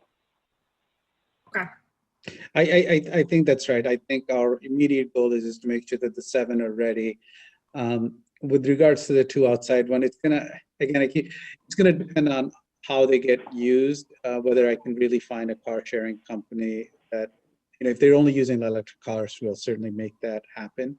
But I think our intent right now is to make it EV ready. Okay. Just making sure that it's all set, that all of them can be, and that it doesn't require a lot more infrastructure down the road for any of those spots. So good to hear. If I can just, sorry, Lisa, if I can backtrack to we have an arborist within our, our group that we can go back to as far as that walnut when we do construction, to make sure that every effort is, based on their recommendations with construction. Because, again, construction is what it is, but we will do every effort. It's going to be a trench footing. We're going to do minimal amount of work back there. Once we get the trench footing in there, there's no vehicles that are going to go back there as far as for construction. Everything's going to be coming from off of Main. So, okay, that's helpful. but we definitely will work with the arborist and work with them on their path of recommendations and to minimize any damage to that tree. But and there are techniques, I guess, to elaborate on that. In terms of, you can trim, you can do some preemptive pruning of the canopy that will compensate for selective pruning of the root zone. And you can cut them cleanly and do other techniques so that the tree can can kind of absorb that.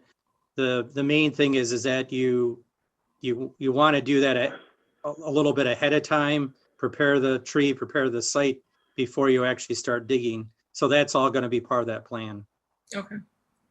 Yeah, that's where it can be a really active site, and the more strategically you work away from there, it just seems like such an important asset. And we've seen other properties where we can't have so much of a say in kind of reviewing some of the trees' natural features too. Yeah. Especially going from single family to this, we've got a lot more kind of control and stake in natural features we can have control of.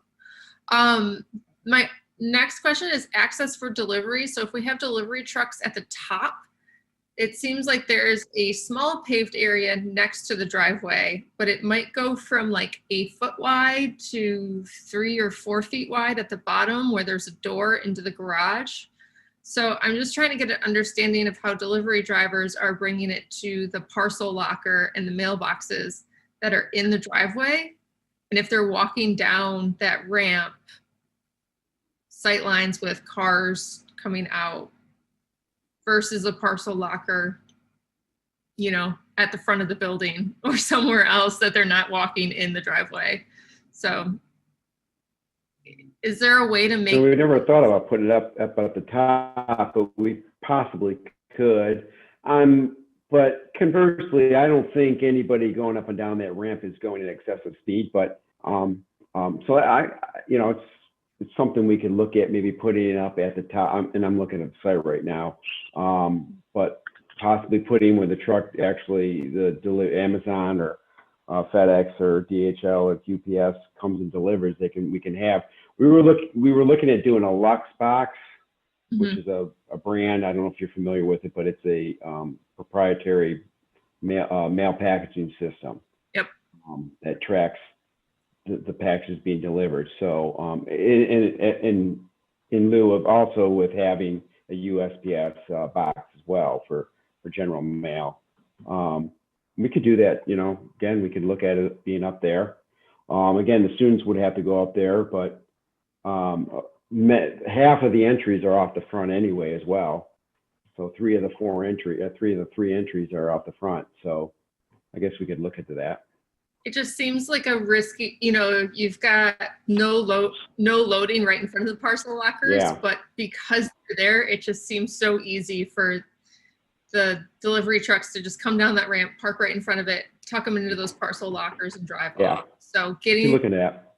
connecting those two things together in the same location and, or even just widening that sidewalk ramp down with a curb so that they're carrying packages on a trolley, like they have the width to do that. If you've got room to narrow that driveway and increase that sidewalk ramp, I think one of those two things is really important, since we know that packages are just the new thing to solve. Right. So yeah, that was kind of a thing I'd like to see addressed. And Lisa, Commissioner Dish, this is kind of your role of things. If you could kind of like flag when you see them move forward. It's not something that I'm going to have issue with, with this project here, but if we can see those updates before it comes to City Council, that'd be great. I'm just taking a note on that because it would just never have occurred to me to go into that level of detail. So thank you. Yeah. I think electric appliances, I just encourage that too. I think it's an easy thing. And personally, I think we've looked at R4C, and I'm just leave this final comment. R4C is such a unique use type with these 6 bedrooms, and a lot of the projects that we see are very hard to convert. And as we assess this use type in the 6 bedrooms, this project is actually feasible to convert. I know it's been raised almost as an issue to create more units, but as parking is by unit instead of bedroom, and so like the beds don't change, like the occupancy doesn't change. I think this is actually a benefit of the project, that some of these units could be split into a 2-bedroom and a 4-bedroom instead of a full 6-bedroom with the multi-kitchen and how the uses and the entry floor, etc. So for me, I would just advise to do the 1-hour fire rating between those areas so that you could separate them in the future if ordinances change and actually allow for more units, because really that new configuration with how it's set up enables even more diversity within this development. You can have a 6-bedroom unit for college students. You can have a 1-bedroom unit for an individual workforce. You can have 2-bedroom units and 4-bedroom units for families. So I actually think it's a benefit to see kind of the ingenuity and flexibility of a development of this size, being able to switch between different unit sizes. So I think this is a good case for how R4C can think forward and be an adaptive reuse project instead of us being stuck with these weird 6-bedroom units after they're built. So just a comment that's kind of the side of preference that I'm actually on with seeing how this project moves forward. And I think with the commercial fire suppression and things like that, you really do have the project set up to be able to split in the future if ordinance allows. Right. So that's it for me. Thank you. This isn't actually, I was going to end on that comment, but the question about whether these were designed to be able to split was mine. I raised that flag because, to be clear, if you didn't look, because usually we don't get interiors or we don't look closely at interiors, there are 6 units, but 11 kitchens. Right. You guys, that was super savvy. Like, I mean, I gotta say, this design was super creative and thinking about how you can have functioning units, but what are there 2 kitchens in units in this town? Like, why 2 kitchens? I think that's again, I think about the bedroom as a product, at least in my mind, and specifically, I think about it as a product that's being marketed to generally the mothers and parents of kids, right? And so from my perspective, I'm trying to create a product that would be very competitive. And I think as I think about what student housing is going to look like in the future, this is not like a single family home where everybody's going to be sharing one meal, right? Like with one person cooking and then you're sharing. What's typically going to happen is you're going to have 6 kids. They're all going to want to have their own foods. There may be some kosher versus non-kosher, or in my case, like Hindu versus, Hindu vegetarian versus non-Hindu. So there's a kind of a desire for me to offer the diversity of being able to say, okay, at a minimum, you have 2 workspaces that you can cook in. But the other component is just the practicality of it, right? Is there's going to be multiple people cooking, and by having like these shared kitchens, or 2 kitchens, you could have like basically 2 people cooking simultaneously. And then going back to the competitiveness of it, I see a lot of people offering, 2 refrigerators, for example, in an apartment that has 6 bedrooms. Mine is just an extension of that idea. It really is look, you don't have just 2 refrigerators or 2 sets of cabinets or what have you. You have 2 kitchens. You can have 2 people cooking. I think this is going to be a big competitive advantage, like compared to properties like the Yard or some of the other new developments that are out there.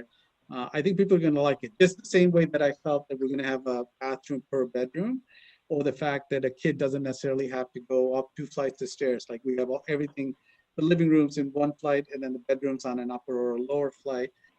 These are all things that I think I feel anyways, a competitive advantage for that bedroom as a product. I just think there are other things about this design, which Lisa's all into. Commissioner Sauvé is very into adaptive reuse. Right. Many of these units have 2 front doors. So the stairways are meant, it seems that half of the bedrooms are upstairs, half are downstairs. Like, I'm just saying, I think it stretches. Go ahead. Okay, I want to address that because I think Sauvé, if I'm pronouncing your name correctly, hit. Yeah, well, in my thinking anyway, she hit exactly what I was thinking, which is if the ordinance ever changes, and I will do everything I can, like from a political perspective, to change it, because if it changes, I want to be able to separate it. But if it doesn't change, there's lots of restrictions on my ability to separate the properties, right? Like the rental, the inspections, and I can't have multiple leases. So I'm fully committed to having 36 bedrooms, 36 student occupancy. There isn't I might get a little bit higher rents if these were hypothetically separate units, but I don't think it'll be, from an economics perspective, I don't think it might increase my rents by 5, 10, 15%, somewhere in that neighborhood, I expect, if, as opposed to being able to rent it as 2 or 3 or 2 units. But the reality is, I think I'll be able to get a fair rent with the 6 bedrooms. But the big primary reason for me to design it is what Ms. Sauvé said. If the ordinance ever changes, I want to have the flexibility to be able to split them easily. But I will still have an issue with, say, the meters, and I'll still have the issue with utilities. There's lots of things that, it's not just a matter of putting like a 1-hour rating that's going to create 2 separate units. There's like lots and lots of other restrictions on my ability to do that. Yeah. As long I'm as committing myself to not doing that unless something changes in the ordinance. So as long as you're aware of that. And take it from, I'm sorry. Go for it. Go ahead, Sarah. No, go ahead. And take it from me, the designer of the building, it's going to be hard to if we wanted to turn this into 12 units, it would be very difficult to do. Even though we have double kitchens, there's still a lot of factors code-wise that would make that very, very, very hard. So take it from me. So yeah, well, with 6 units. As long as you know that, I mean, I think again, it caught my eye just because, first of all, the color coding is pretty cool on the site plans to be able to see that. And when I saw with the color coding of the different units, and when I saw like 2 kitchens within them, I was like, what is that? And so that, and then I looked closer, and then I saw that it's super smart design, I think. And in terms of being able to adapt, and maybe our ordinance will change. And so I appreciate that. Just as long as you're aware that is, that's not possible now, I'm okay with that. I'm bringing it to our attention because, as Commissioner Sauvé said, and as one of the callers said, you're going to see commission proposed business from me later to talk about R4C, R2A, to talk about whether we regulate things by units or by bedrooms. And so I'm just going to say this is an example of, there's not as much of a market. We just heard, right, for 6-bedroom units as there are for smaller. Like, and in this situation, I am not at all worried about parking, but because there is a multiplier, like if this becomes, and our multiplier is based on unit size, or is based on unit, not unit size, whether they're building efficiency apartments or 6-bedroom apartments, they have to have the same amount of parking. And that just doesn't make sense. Right. In this place, it's not a big deal, but there are other places, parts of the city where that may be a big deal. And so it's expensive. It's especially the underground parking. It's a big ticket item. So it's not something that I would much rather spend my money elsewhere than on underground parking, Frank. I would much rather you spend your money elsewhere. And I'm glad, honestly, that you're not overbuilding the parking. But now that circles back to one question that I have, which thank you, commissioners. I do like going last in this, because like the idea about if you have car share, how are they going to back out into the garage if they don't have a remote? Like, awesome discussion. You guys took care of that. I had a similar question about the parking and the loop, like where packages go and like, are they going to use the loop? And so moving that around, I think is great. Thank you for raising all of that. I would say to the neighbors, there's not supposed to be parking in that loop. There's definitely not supposed to be parking over the sidewalk in the loop. If you see it, and before the building owner does, like, that's something that you can call, like you can report in, because there's not supposed to be parking over the sidewalk in particular. And there's not supposed to be parking in front yards. Like that's not designed as a parking place. So that's kind of, again, more for neighbors to keep that in mind. I'm curious though, especially if you're thinking of that your market is students, like that you have plans for drop off. I love the loop for thinking about Ubers and all of that, and package delivery. I think that's fantastic. When I was a student, my parents would want to come and visit me. Where are you going to tell them parents weekend? Where do their parents park? You've got 36, you say it's students, 36 students. Where are their parents parking? Yeah, unfortunately, the parking that we have is all we have to offer. They cannot, we're going to regulate that circular driveway is going to be a non-parking area. They're going to have to either park on Davis or on Hoover or one of the side streets. That's really all that we can do. It's really not much, football Saturdays and so on. I could see some entrepreneurial kids wanting to $15 to put cars in that circular driveway, but we're just not going to let it happen. And unfortunately, that's one of the constraints of the lot. And the other thing about Ann Arbor is the land values are so high that it's uneconomical really to do, if I wanted to have like 2-bedroom apartments, for example, it doesn't make any sense. And I think in the long run, it limits supply. And I think it keeps rents exceedingly high, unnecessarily high relative to other college towns, right? So, but I think, to answer your question, we have 6, maybe 7. We have 7 spots, 6 that will be allocated. I'm not quite sure what I'm going to do with that 7th spot. And the 2, hopefully for car sharing. That's all we have. Mom and dad Uber from the hotel. But what I also heard and want to draw our attention to, because this is something that is on our work plan, is parking. We're hearing a developer saying that's not, like, they're still able to build it. So, and that parking is expensive. Parking spaces are not free. They do cost something. Right. So, so that addresses that question. I wonder, I appreciate that you have more bike parking than what is required, because honestly, for this particular area, we do not have enough bike parking required. I miss Commissioner Weatherby's knowledge of that area to know if 8 spots is enough, because I bike all the time. I can't really remember what the MO is there, but with 36 units, I'm not sure if 8 spots is enough. And so you might want to think about where else they will go. I love that they are accessible, like that they're not necessarily tucked in the back of the garage, you know, really hard to get to. I think that that's a really good design. Otherwise, you're going to have things like chained to trees or in the middle of your, you know, along the edges of your loop, which you may not want. So like I would plan for where people should put those more than the 8 bikes that are available, like spots available in your bike garage. And Kevin, I think you and I talked about this. We'll take that under advisement. I agree with you. I think we should try to have more. And we can come back to you as part of the. Yeah, I mean, like I said, I think we can add probably 3 to 4 more, so we could get maybe 12 in there. And we do have the area under the deck that we've always, the raised deck there that we could do unsecured parking, bike parking. So we could look into that too.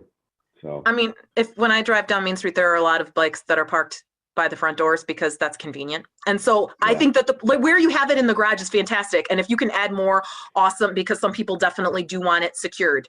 Other people will just use the bike lock and put it in the convenient place, which will end up meaning it's chained very near the front door. So I would just, so it doesn't ruin your landscaping and other plans.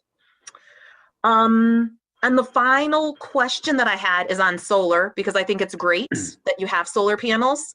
And at first I was reading the plan wrong, and now I see that it's 20 kilowatts total, which as for like a general house would have around 10 kilowatts. So like the idea that it might, typically when we think of 50, like when you were saying that it was about 50% by amps, like that's not how, like usually it's kilowatt hours is what I think of, because that's how, you know. So, but yes, that seems reasonable to me. Like attached units will take less. So I buy it, although you might kind of consider what you're going to have, you know, what the generation would be as you do that calculation.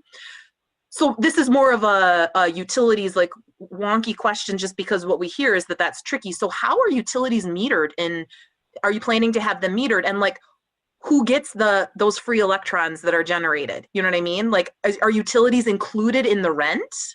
Or how are you going to allocate the power from those solar panels to the 6 units is the question. Oh, wow. I'm gonna have to come back to you on this. I have not thought about the allocation or whether we would, generally speaking, the utilities are not included, but with solar, that might, it may be one of those things where I'm willing to take the expense on. At least in the, I have a few other units that I've never really included. I have to come back to you on this. I think I just need to think about this. You're raising questions that I just don't have immediate answers to, but I'll come back to you in an email. Would that be okay? Yeah, and I would just say how you allocate it and using it first rather than putting it directly to the grid, right? Like we're in a situation of net metering, so you can sell excess back to the grid if, for example, somebody's not charging their car right now, right? Like those are things that, or like you don't have the the part of the lights for the building that you cover, right? That's not split, that's on the meter that you're paying. But with that size of system, like, you're going to have a lot of excess. You're not going to use that much exterior lighting.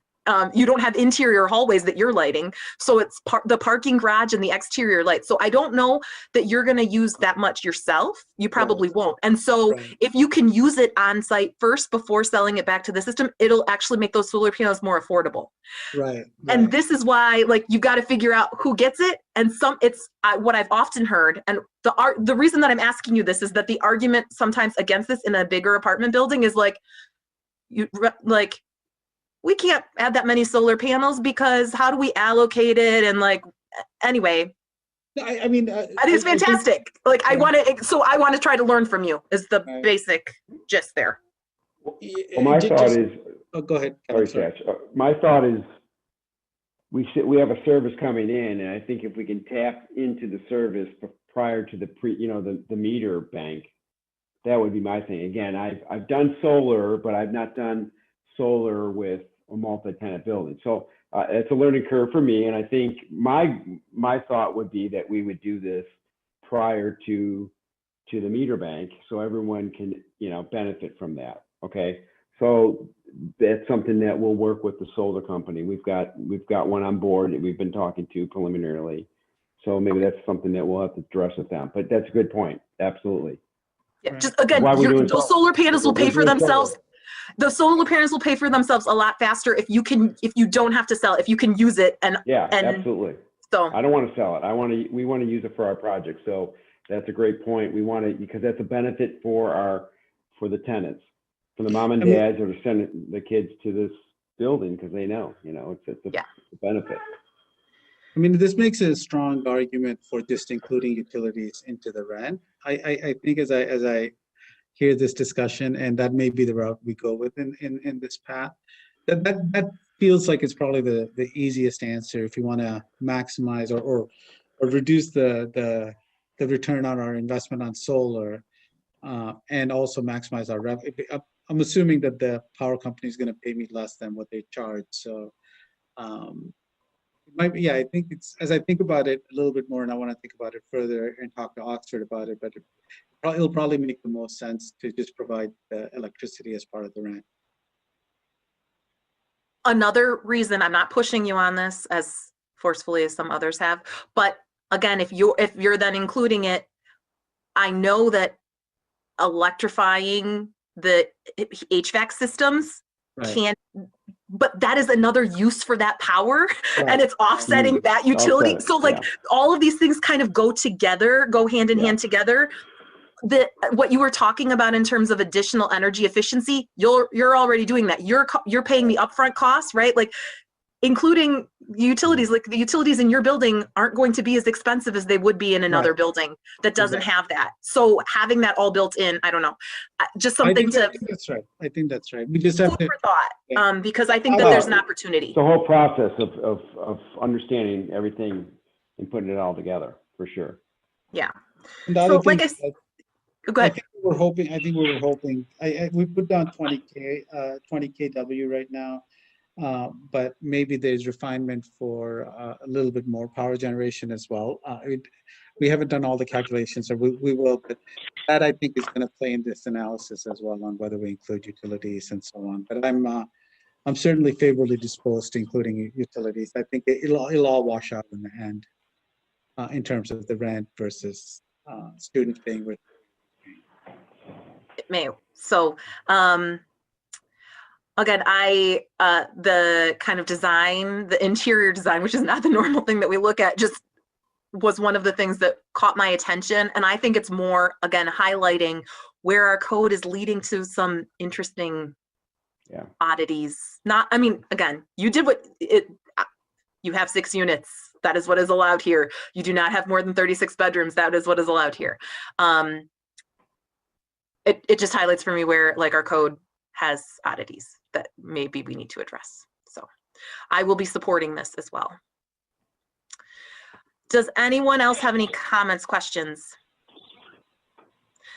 I think we're ready for a vote then, Mr. Leonard. Okay. Commissioner Mills? Yes. Commissioner Milstein? Yes. Commissioner Sauvé? Yes. Commissioner Abrams? Yes. Commissioner Hammerschmidt? Yes. Commissioner Dish? Yes. Motion carries unanimously. Very good. Excellent. Thank you so much. Next step, City Council. You'll see Commissioner Dish again. Excellent. We'll look forward to it. And the next step will be Zoning Board of Appeals. Right, for the trees, right. Thank you so much, Chris. Thank you, everyone. We really appreciate it. Yep. I'll get with you guys and we'll go through the next steps in the process.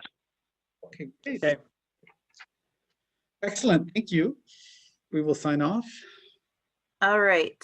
The next item is the 10A, other business, which is the review, comment, and recommendation to forward the Ann Arbor Moving Together Towards Vision Zero City of Ann Arbor Comprehensive Transportation Plan to City Council for distribution and public comments. So it sounds like we have Mr. Cooper and Miss Meekins to give a presentation up to 15 minutes to us. Brett to fill in kind of the planning perspective, and then we'll have a public hearing. Okay, I guess that's my cue to move forward. Yep. Do you have anything you would need to screen share with us? Yeah, I'm trying to get Stacy set up here to do that. Sarah, you might have to do that now because you are the host and I'm now the co-host. Can you give Stacy Meekins co-host approval? I'm gonna make you host. Okay. But That worked.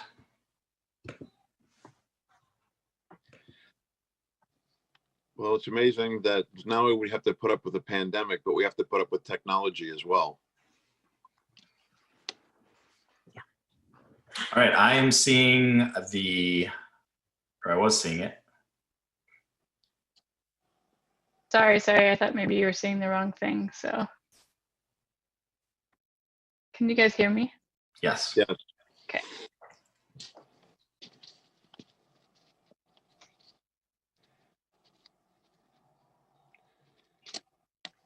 So you're seeing. I see the title slide, I think. Great.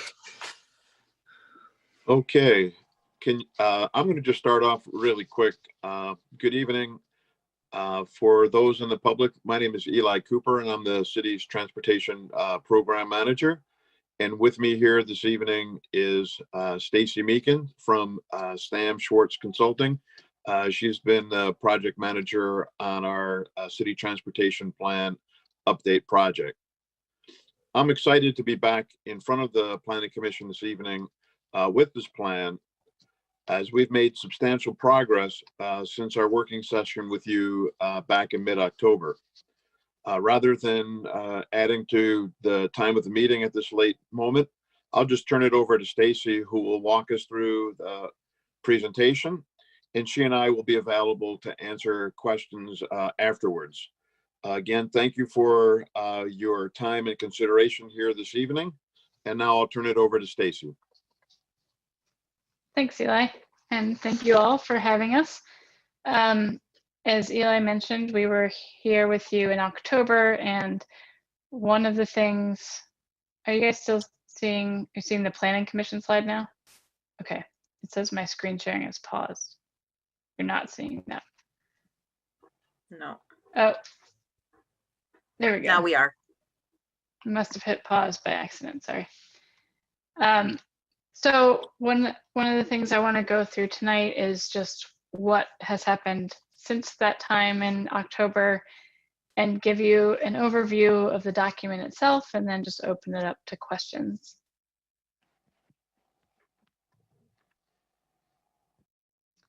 So this is a slide that you saw last time. I have it up here for reference, and we can come back to it if we need to. I wasn't planning to walk through it again, but just at a very quick high level, we had these three basic phases of the plan. We are now at the tail end of the action planning phase and have a draft plan for consideration. So since we last met in October, we went and took the draft plan to the Technical Advisory Committee on October 21st. And then the Community Advisory Committee that next day on the 22nd. We have had several additional one-on-one stakeholder coordination meetings, particularly with U of M and AAATA, and have had some other correspondence via email with some other stakeholders. We had a virtual public meeting on October 29th, and we actually went to the Transportation Commission twice since our last meeting, once on the 21st and once just more recently on November 18th. So at each of those steps, we've been refining the plan based on comments, and have gotten a lot of great feedback, and I think is just making it stronger. So I don't have a slide to go over every single component of the plan. Hopefully you have had a chance to flip through it. I don't expect that you've necessarily read it word for word, although if you have, that's great. But it is available on the website if you have not had a chance to look at it yet. And I'm just gonna hit some highlights here and just give you kind of a glimpse of what the plan is getting the city towards. So this slide shows the table of contents. We have just an introduction, a brief overview of mobility in Ann Arbor today. And that really summarizes an earlier deliverable, which was a full existing conditions document, which is also still available on the website.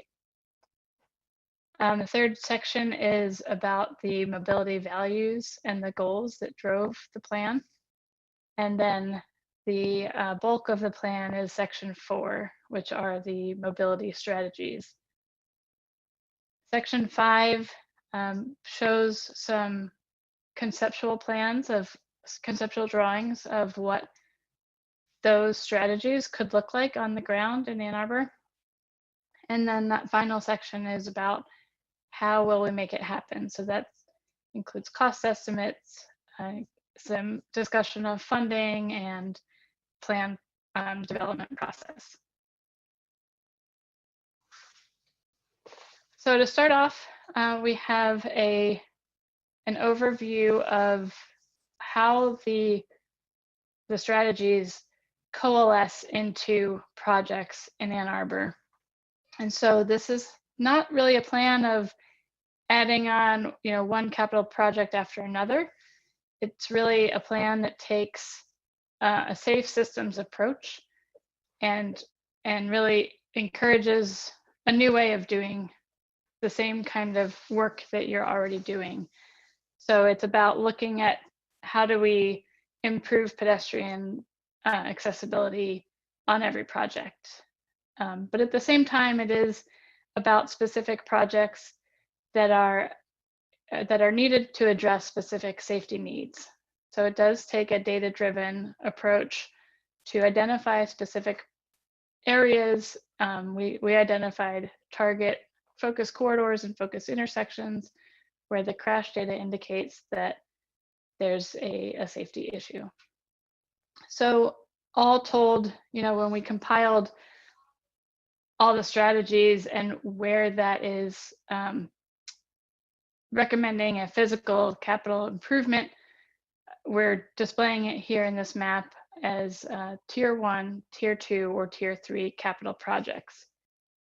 So this does not just include those corridor projects that we've identified. It also includes bike route recommendations. It includes crosswalk recommendations, sidewalk improvements, or sidewalk gap infill.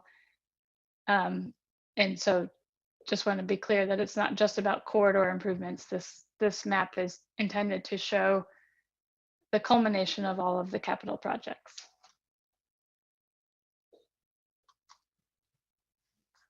So that mobility in Ann Arbor today section, one of the things that I think I stressed last time, but I want to reiterate it tonight, is that one thing that we found is that the city of Ann Arbor has been very proactive about making improvements and investments. And so we did see a lot of changes since the last comprehensive plan, and also since the non-motorized plan. And that is really yielding some distinct results. But the city also has ambitious goals, and so we have some more work to do. The overarching goals that drove this plan are 0 deaths and 0 emissions. And then we also drilled down into the values that the city of Ann Arbor holds dear. And so we took this to the public, we took this to both committees, and asked everybody, what are the values that the plan should take to heart? And so we ended up with these 5: safety, mobility, accessibility for all, healthy people and sustainable places, and regional connectivity. So you'll see these reflected in the strategies throughout the plan. So we ended up with 22 what we call key strategies, but I think up to 77 strategies overall. In each strategy, we demonstrate how it does relate to those values, and a lot of them cross-cut multiple values. We also demonstrate how this is a multidisciplinary approach. So while I showed you a map of capital projects, that is not the extent of the plan. We also are talking about education strategies, encouragement, enforcement. We're talking about how to do things more equitably and how to evaluate and hold the city accountable. Every strategy also indicates who are the key partners and stakeholders. And it's also laid out across a timeline of short, mid, or long-term strategies. And those indicate when that strategy should begin. And then finally, we are, as I already mentioned, we've built in some accountability. So every strategy has some metrics associated with that strategy. We've also associated metrics at the value level. So the city can evaluate as you move along in the implementation of the plan. Are we achieving a more safe city? Are we also achieving a more accessible city, a more healthy people, sustainable places, and evaluate the progress that way? So this is what one of those key strategies looks like. There's a kind of a shorthand name, the 13 commuter transit, and then just below that is the full name of that strategy. We lay out where the city is now with respect to that strategy, and then what's being proposed in the strategy description. And then over here on the side, at the top are the values that strategy relates to. And then with each strategy, we have the timeline, the lead agency, as well as the stakeholders who should be included in achieving that strategy, and the targets, the metrics for each strategy. And this is just a sample page from, I mentioned we had 22 key strategies that have that full treatment of this in-depth explanation. But then for the full set of strategies, which includes the key strategies, we've laid out a full matrix of, again, showing who's leading that strategy and who are the partners, what is the value or values that it speaks to, what are the disciplines that are represented for that strategy, and the targets.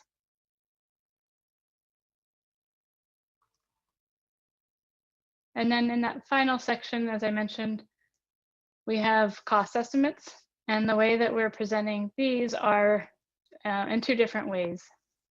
You see here in the middle column of this matrix, a cost overview, and that gives a cost either per item or per intersection. So this first one, for example, is the strategy is to focus improvements on the key corridors and intersections where we found the most crashes. And that has a range, as you might expect. That's going to, depending on what the issues are and what the corridor looks like, that's going to have a range of anywhere from $100,000 to over $1 million per mile.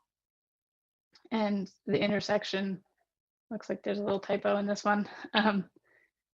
The intersection has a range as well. But then in that final column, we have proposed an estimated investment either on an annual basis, or in some cases, it's just a one-time investment. And that's the proposed investment to get the city towards the metrics that have been laid out in the plan. And so that's those are all the slides that I prepared. I'm happy to open it up to questions. Great, thank you. Mr. Leonard, do we do the normal kind of order where you'll go next, then we'll do the public hearing, and then we get to ask questions? Yes, please. All right. So I just wanted to frame this a little bit for the Planning Commission as a reminder. We don't do master planning work a lot, so I just wanted to give you sort of a quick reminder or a primer on what the process is. So master planning is governed by the Michigan Planning Enabling Act, which prescribes a pretty detailed process by which master plans are considered and adopted by communities. At the outset of this process, actually, the city notified a variety of adjacent communities, stakeholders, agencies that we intended to undertake a master planning process to update our transportation plan. Eli, Stacy, and a wide variety of other team members have been working diligently at that and put together this plan, which is now entering the adoption phase of that process. So this step this evening is prescribed by that same state act, and it is the Planning Commission's opportunity to comment, review, and recommend to the City Council that this version of the document, the plan intended to be adopted, be distributed to those same groups, other community members, and provides a window of about 2 months of public comment by anybody who wants to raise questions on the plan. That plan then will come back to the Planning Commission, where you will be the entity that makes the adoption of the final version as the master plan. And then that proceeds to City Council for a sort of an up or down vote. And in the event that that is a down vote, then City Council might provide other directions, and then that would come back to Planning Commission to undertake that work. So that's an overview of the process. The plan itself, for those, generally just my observations on the plan is I think it's a fantastic accessible document. I really appreciate that aspect of it. A couple of points that I just want to highlight. A lot of it is work that the Planning Commission won't specifically be involved in, frankly, a lot of public right-of-way and infrastructure kind of work, but there are a couple of components that are specific to Planning Commission work plan in the coming years. There's a lot of reference to increasing transit and the type of land use patterns that support transit and connectivity to provide some of those alternate means of transportation to particularly help advance probably our zero emission goals. So that is going to be, I think, a big component of the Planning Commission's taking up this document as a policy guide after its adoption. The second is related to that specifically as a strategy is the notion of 20-minute neighborhoods. How are our land use patterns providing those kind of mixes of uses? And we've started to talk about this a little bit, I think, about to what extent we want to foster and require mixed use buildings versus mixed use areas. I think this is going to come into play as we look at transit zoning, which has already been identified on your work plan. Another common element from this plan and your work plan is parking. This plan is a little bit more focused in setting a goal that parking minimums should be eliminated towards the goal of reduction of VMT and the related benefits of that. So that is definitely going to be something that the Planning Commission is going to be looking at.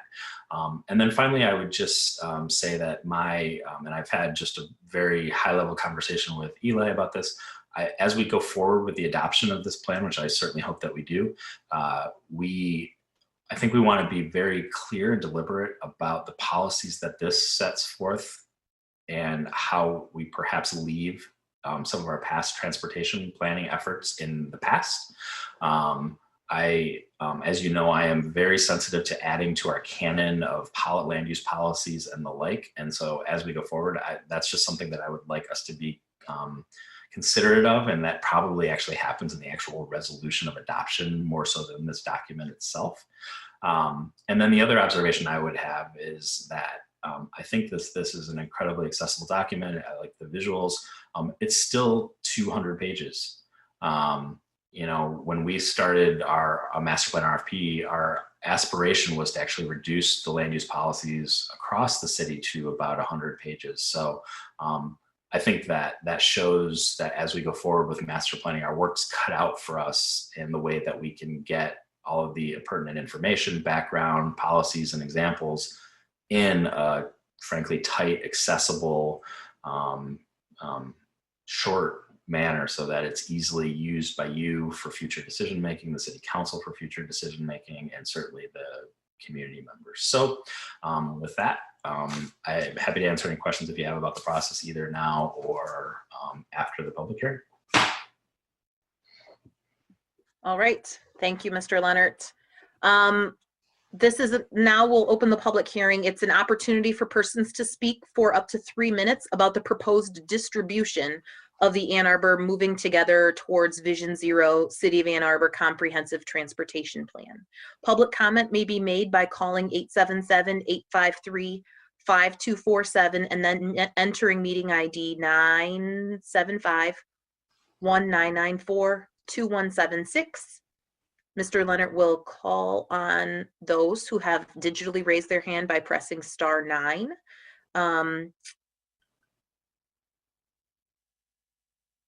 You'll hear an automated announcement when you've been allowed to speak. Move to a quiet area, please, and mute any television or background noises so that we can hear you. Please state your name and address for the record. No callers on the line yet. Maybe we'll just give it a few moments as there is sometimes a delay. Great.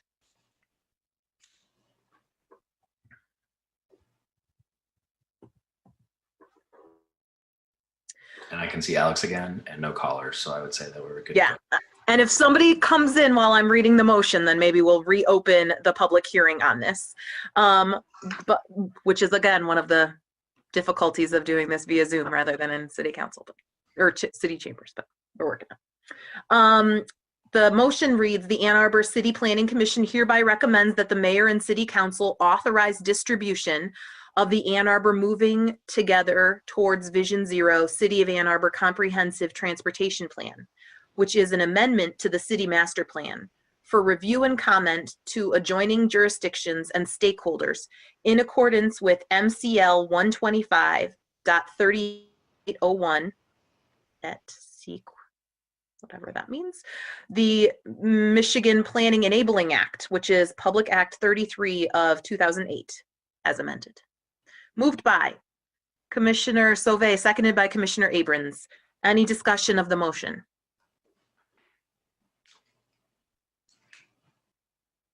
Commissioner Sauvé.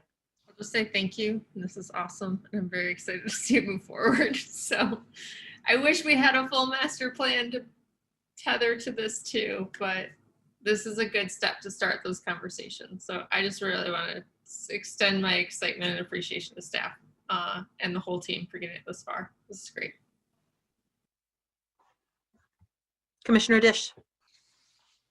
I'm not sure how appropriate it is to actually raise specific questions about the plan itself, because we're only voting to authorize distribution, which obviously I think we're going to do, and I certainly think we should do. So if anyone can. I would just say that it's perfectly appropriate if this is a time for review and comment.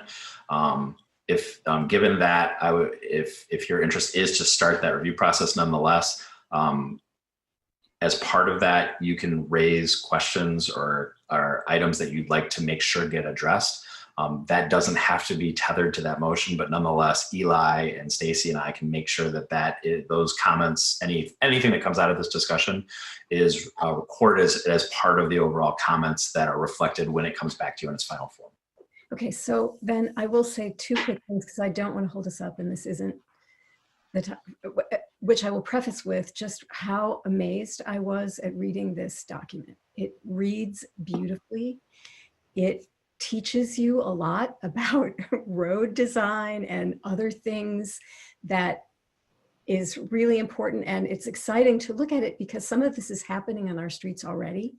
And I loved the strategy of quick build, which is probably about as close as you can legally get to those like guerrilla actions where people put in a crosswalk where they think they need one.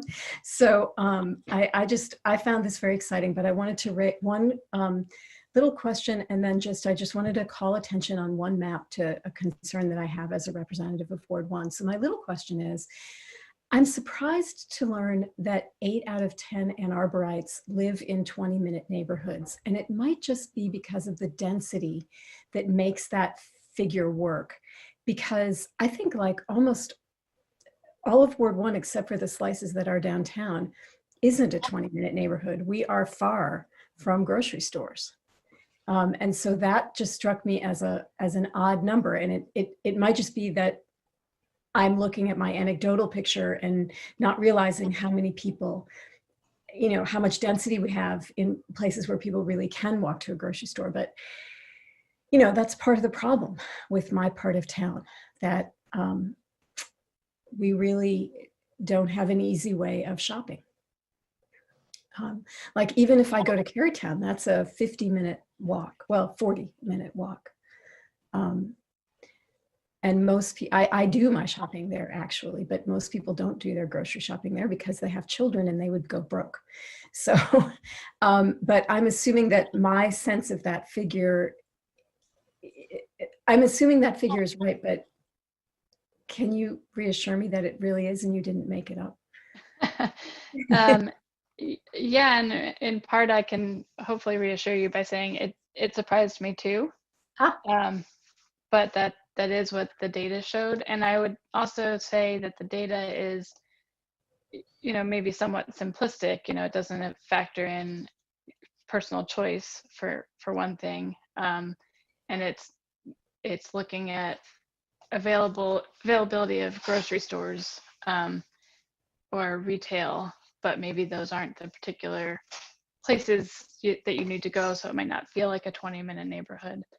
Well, what does it count as a grocery store? I mean, if we really wanted to be serious about a 20-minute neighborhood, you really would have to be able to buy the things that you need to live, not at a gas station, you know. Yeah, but we had a few questions about that since the last draft, and so we did include some maps breaking down on page 114 and 115. To Brett's point, this is a long document of where the destinations are and where the areas that can reach that type of destination in a 20-minute walk are. So in the dark, I'm not seeing that on 114 and 115. I can share my screen again. Okay. You might be looking at an older I might be. draft. Yeah, okay. Oh yeah, sure I am. I don't have that. Yeah. Yeah, so we did have, as I mentioned, you know, a few comments or questions about this particular strategy. So we broke down this series of maps to demonstrate. Yeah, and actually what I've said is true. If you look at the part that's gray there, a lot of that is Ward 1. So your intuition is right.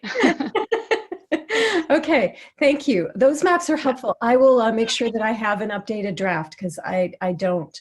And then the other thing that I wanted to call your attention to, one thing is the graphic that you have about more than 1/3 of all the space in downtown is allocated for cars is dramatic and beautiful. Thank you. That is a very long argument summarized by one small picture, and that is incredibly helpful.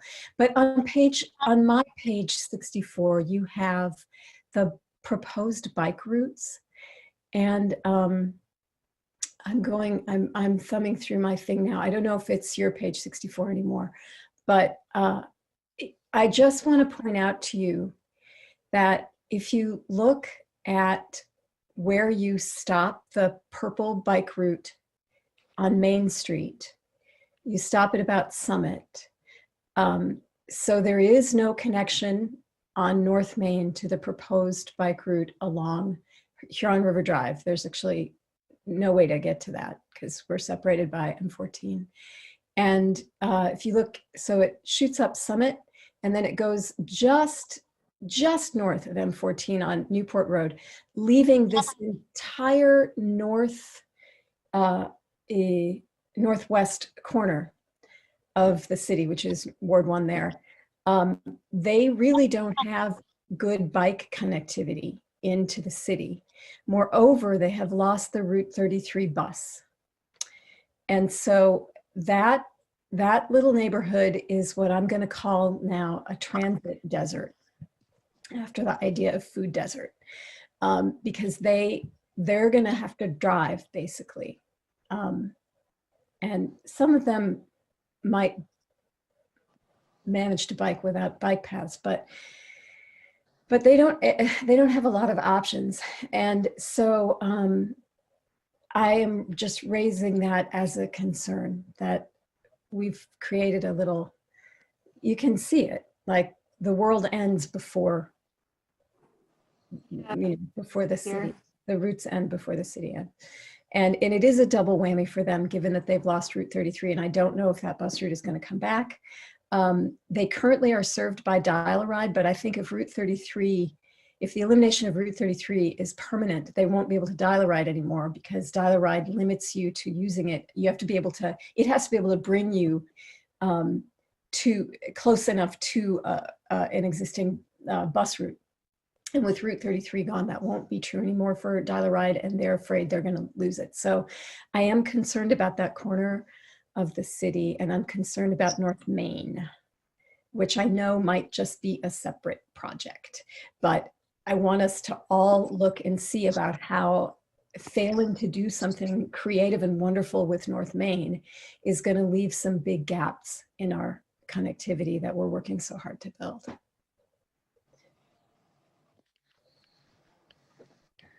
Yeah, I can speak to this area a little bit, because I think that we were originally going for a all ages and abilities network, which is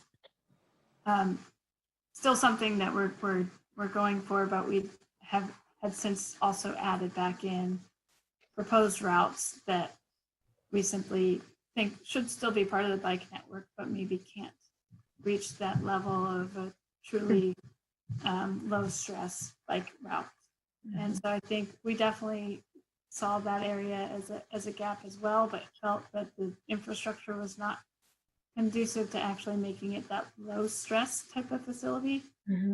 But maybe we overlooked it when we added back in just regular proposed bike routes, and that could be looked at again.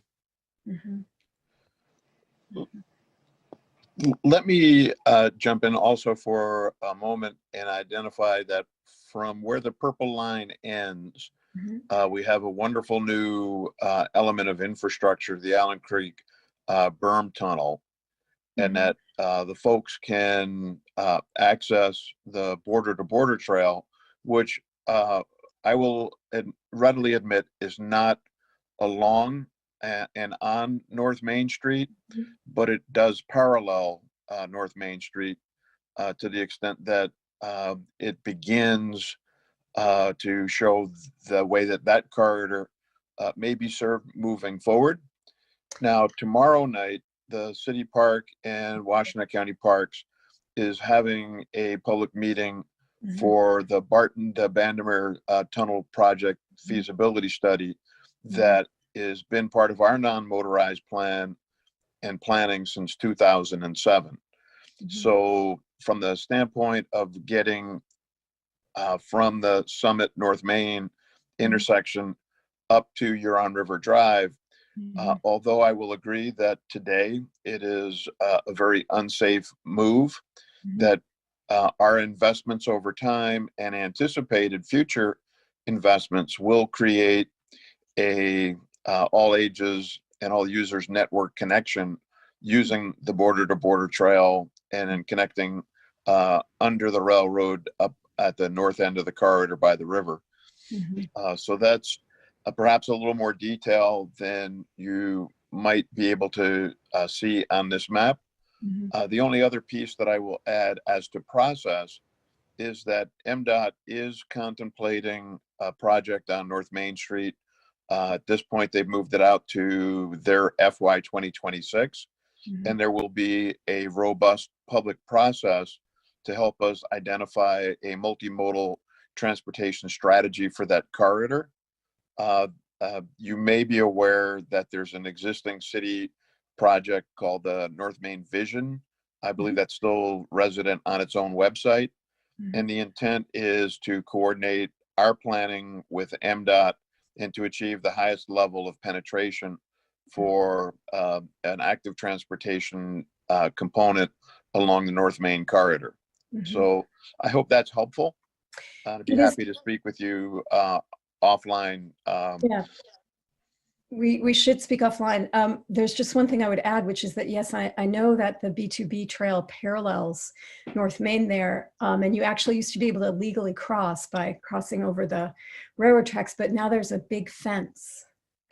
So yeah, unfortunately, you get up to Main Street anymore. Yeah, unfortunately, it was never legal. I think it No. was more permitted than when the state took possession of that corridor about 4 or 5 years ago now. So there was a major change in ownership, and it's now an MDOT-owned railroad, and it's a public agency, and one of 11 designated high-speed railroad corridors in the entire country. They're doing their best to protect that right-of-way. Yep. No, I understand that. It's just that the fact that it parallels North Main Street, that's fine, but you can't get there.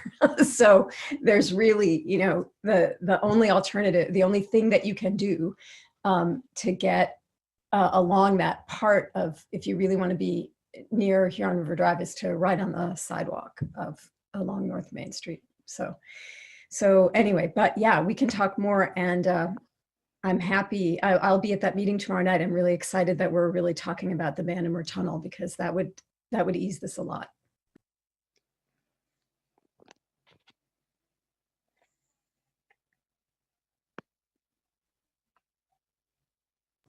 We lost Sarah. Lost the chair. Oh, there she is.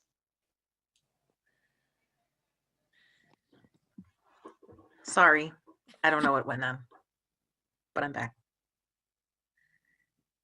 Can I ask a question? Go for it. I'm like, there's nobody to call on me. I don't know. I just had a question. I wanted to second the comments about the accessibility and the comprehensive nature and the excitement about this plan. I second all of those. I had a question more about, I guess, about process, because this is the first time I'm doing the kind of master plan process as a commissioner. So if we vote to approve this, or vote to recommend that this get distributed, and then there's a period for public comment, and then it comes back to us, what is the means by which we know what the public comment yielded, if anything? Like, do we receive that public comment, or do you filter it and report to us, or how does that work? Oh, you're muted. You're Brett. muted, Brett. Not my best meeting. During that comment period, we will actually be aggregating those comments, and part of the report back to the Planning Commission will be what was heard over that time period.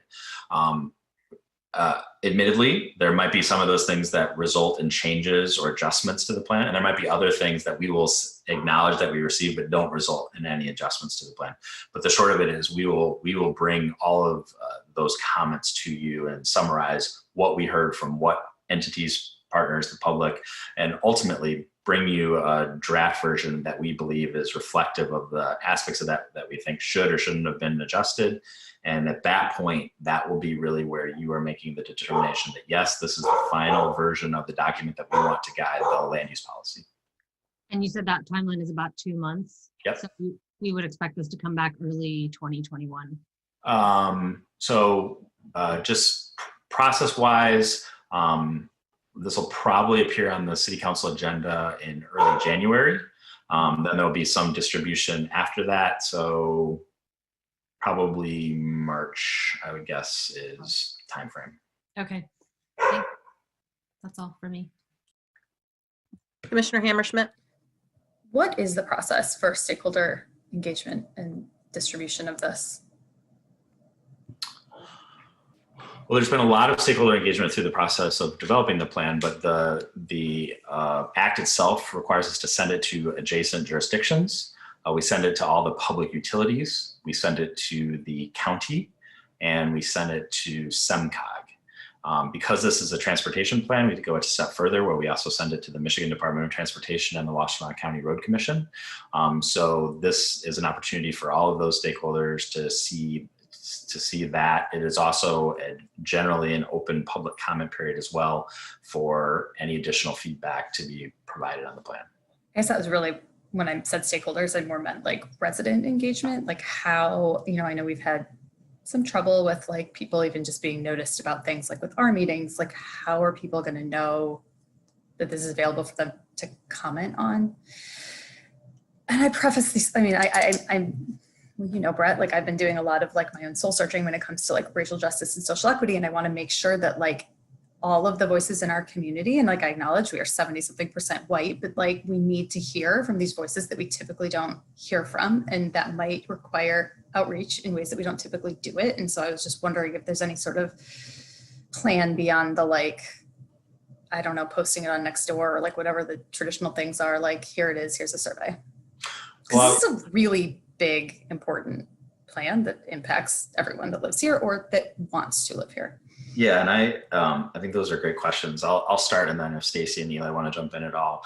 And one of the aspects of that, it doesn't answer the question of who we've heard from, but equity is a big component of this transportation plan as well. And so I personally am pretty proud to be part of a community that is starting to reflect that in their policy documents, be it transportation or climate, and you name it. And so, but apart from that, this Eli, and particularly some of the partners that he works with directly in his team in the public services division, are actually the creators and sort of gurus of something called the city's public engagement toolkit, which actually has a lot of resources that helps to guide us to make sure that we are reaching out to those populations and communities that maybe we don't hear from typically.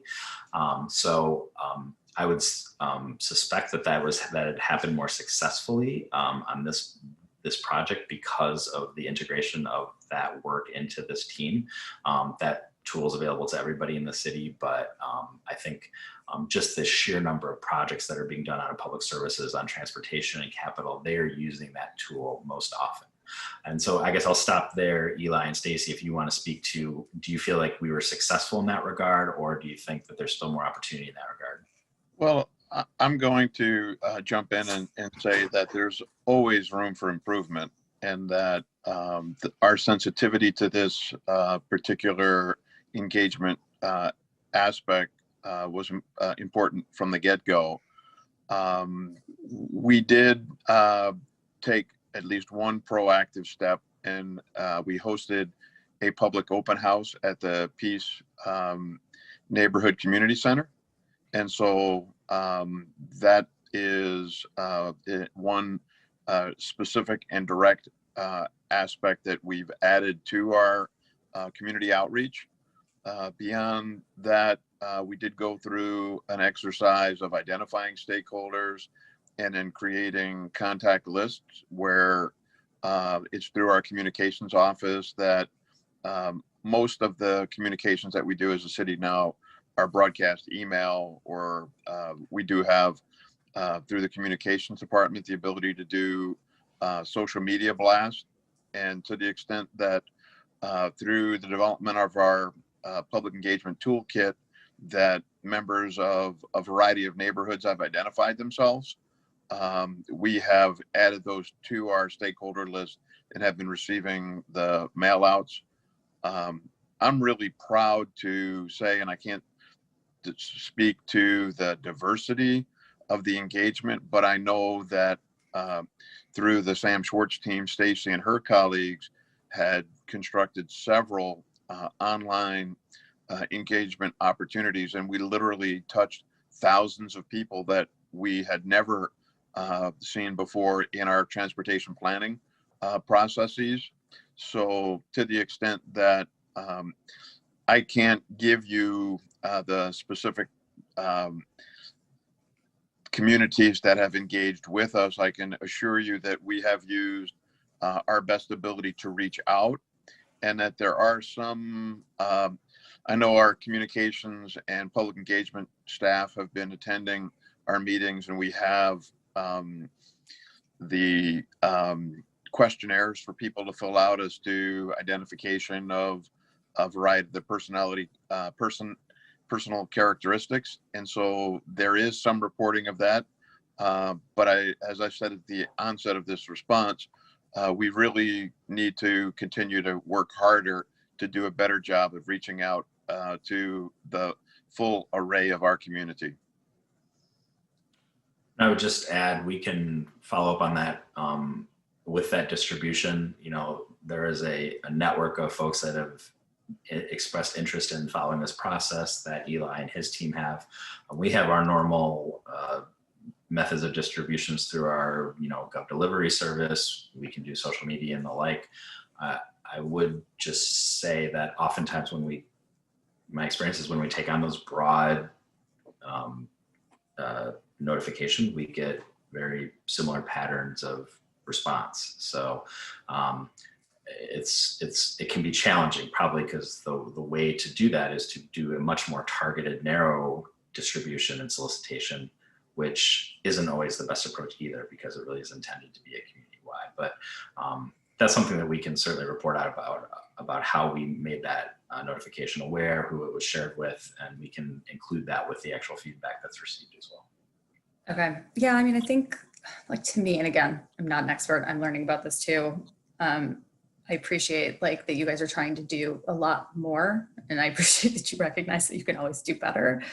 Yeah, I think like an approach where it is still the broad community-wide approach, but also if there's an opportunity for targeted, in my opinion, I think we should be trying to oversample some of the populations. And I guess I'm specifically thinking Black residents that we don't necessarily hear from, if there's churches or something that we could go out to. I just, I also really appreciate that equity is very strong throughout this plan, but I think that it's important to have that perspective from Black residents and other residents of color, because they just have different lived experiences than no offense to any of us at the table here, but white planning commissioners and white consultants and white city staff. So even just having some different eyes on this to make sure that this is saying the right things and communicating what we want to do. I think we all have this intent. I think it's just important to make sure that it's kind of triangulated, and maybe there's a little bit of room for improvement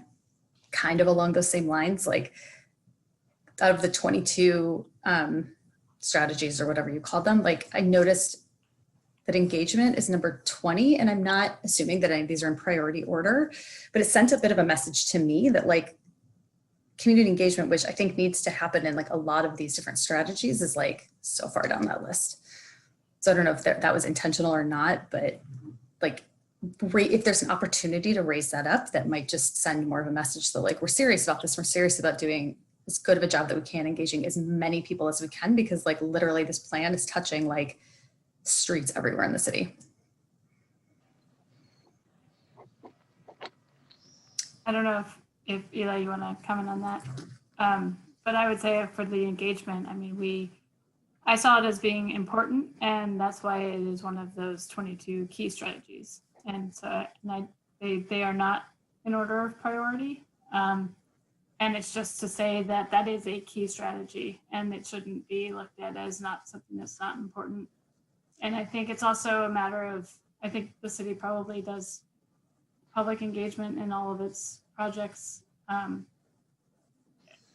Right now, it's not like we're saying you should do public engagement where you're not already. So it's a matter of adjusting the way that engagement is done.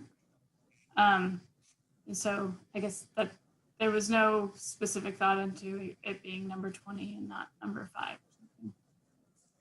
Well, maybe it can be reordered.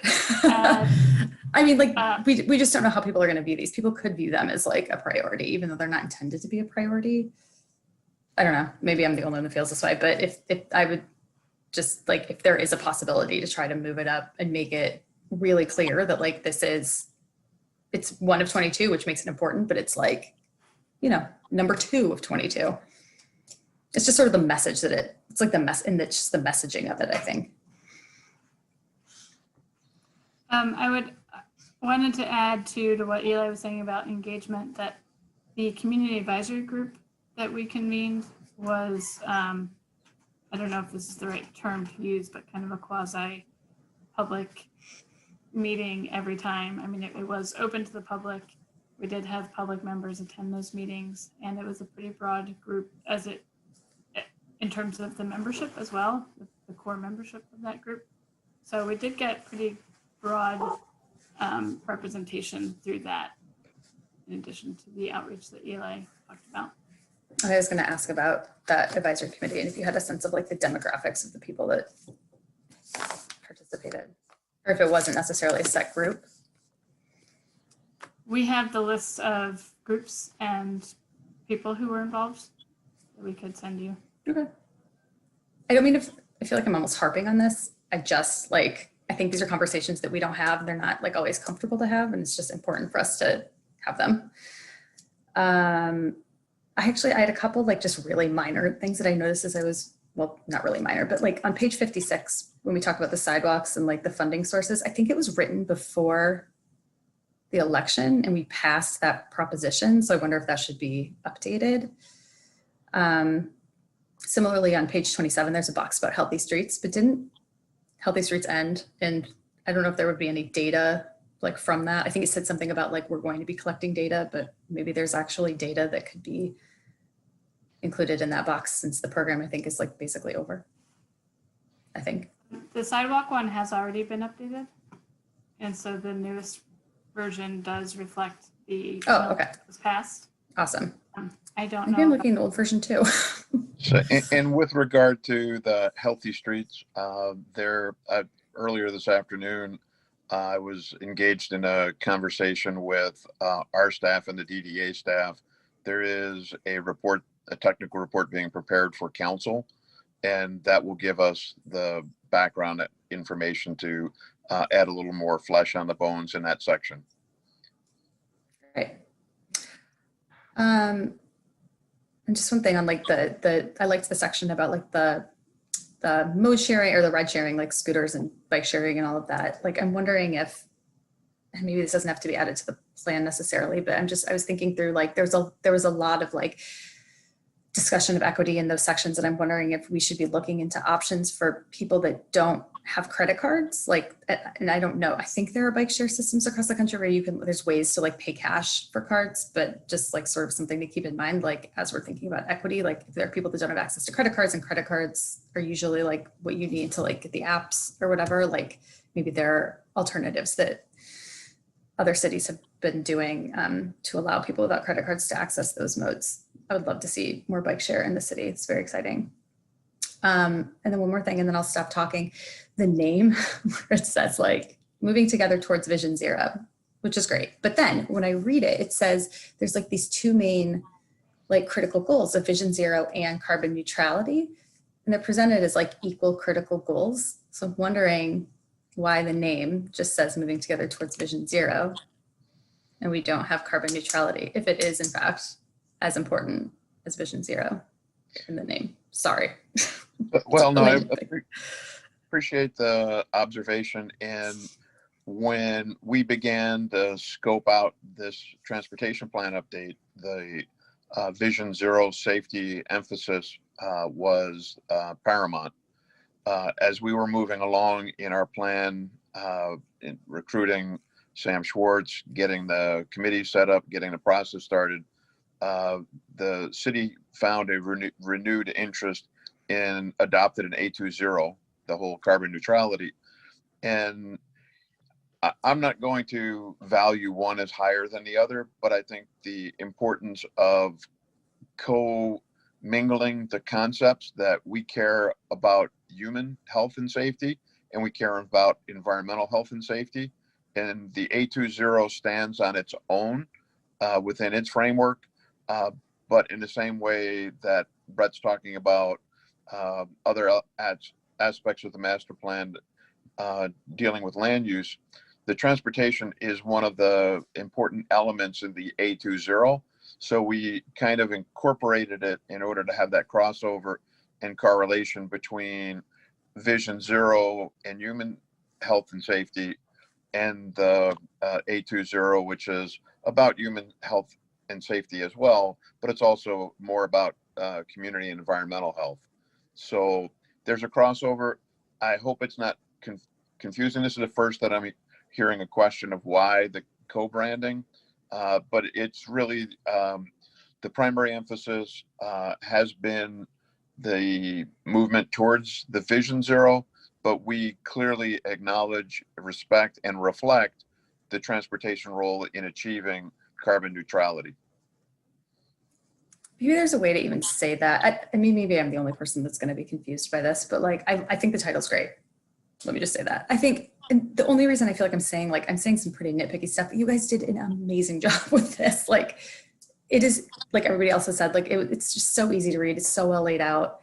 It looks beautiful. So it's awesome. Maybe there's a way to like reword that like intro to sort of say exactly like what you just said. Like this plan, like, you know, these are sort of equal things. Like this plan is very focused on like that Vision Zero emphasis, but we're folding in because we have this A20. I think you said it way better than I'm saying it, but just so, you know, people, maybe nobody else would think this, but I read those as like the two key things. And I was like, wait, isn't it just called moving together towards Vision Zero? I don't know. All right, I'm gonna stop talking. Good job, guys. Well, thank you for that feedback, and I'll get together with Stacy and her team. We'll figure out if there's a way to frame it so that it flows more smoothly together. I think if we could make it longer, that'd be great. But like at least 20 We'll pages longer. The title too. I mean, the title could be longer. Try not to make the title longer. Actually. It's a good snappy title. Anybody else? Commissioner Dish? This is for like, I just want to inject a tiny word of caution. I totally get what, I mean, I appreciate everything you said, Commissioner Hammerschmidt. When the A20 plan was debated, people claimed that the land use elements of that plan were a sneaky agenda to make everything about land use. And so I actually think that we want to be, I appreciate the subtlety with which this plan injected some land use stuff and did it quietly, because I think that that is likely to be controversial. And I think there is broader agreement around Vision Zero. And people, when they think about transportation, they think about Vision Zero, and they don't necessarily, not everyone wants to make the connection that we're making here and that the plan actually makes between transportation and land use. And I think we want to be careful there. I think we want to succeed with that connection. And so I'm not sure that we want to flag it too much, honestly, because I think we're going to get from the usual suspects the kind of pushback that A20 saw. And if we can be sneaky, it's better. Well, I shouldn't say that. This is being watched by people. But, you know, if we can be, yeah, well, anyway, the damage is done. It's only 10 o'clock, you know, everyone's totally awake and watching Planning Commission now. But, you know, if we can just be careful about not making everything sound like it's all about putting 6-story buildings in everyone's neighborhood in Ann Arbor, it will go over better. And but I do agree that it is confusing to me that we have a Vision Zero plan and an A20 plan. I think we got too many zeros going somehow, but I think we're stuck with it. And that actually was one of the comments that I was going to make, which kind of is also talking about the role of community engagement and public engagement that Commissioner Hammerschmidt was talking about. I think one of the things that be controversial that has been on our work list for a long time that we haven't really taken up because we knew it would be controversial is talking about parking. It's no secret now. Like you didn't spill the beans, Commissioner Dish, on that. We talked about it when we talked about our work plan before. That there has been robust engagement over this plan. And if there can be additional robust engagement in the next, you know, couple of months before it is brought before us for a public hearing for adoption, and that what is in this plan calls for the same thing that so many of our previous plans have called for, but it's much more recent, right? I think that actually, right now, what's drafted in there is that by 2022, like not in 2022, by 2022, we would remove parking minimums citywide and establish parking maximums downtown. I don't want to sneak that in there. I want to make sure that people, if there are people watching us, that they know that, because I want to get that stuff out now so that we can actually, once we adopt this plan, very quickly move to implement it. And so to some extent, rather than having another process that includes more public engagement, if there is a lot of public engagement here, and if we're able to do those things very close together, which I appreciate, Mr. Leonard, you know, being flexible with us in allowing our work plan to grow. But I think in this way, we can do more when we say we've just had a plan, or we've just had a robust public engagement process. And so making sure, just again, to Commissioner Hammerschmidt's point, that it actually is inclusive and is hearing lots of voices, because it's better to hear it now than when we're trying to actually implement it, in my personal opinion. I don't want to sink your I don't want to sink your plan, but I think that there's lots in here, and I think the benefit of this plan is to show how they all work together. And it's sneaky thing, like there are benefits of getting people out of their cars, right? Like not just so that somebody's car doesn't, I mean, there's just benefits in all of that. So Mr. Leonard. Well, I just want to be clear. The purpose of this is to, the plan is developed, the goals are developed. So this stage is really about, this is what we intend to adopt. That's not to say that there aren't opportunities for tweaks and adjustments, but, and I don't say that because I think what I'm hearing that things are out of base, but to a large extent, the community engagement has occurred on why these are the things that are in the document, why these are the 22 strategies, not in order, that are most resonant with our community and reflects the values that our community told the drafters of this document. These are the things by which you should measure what goes in the plan and what is prioritized in the plan. So I just want to be clear that when we're talking about this period of time, it is,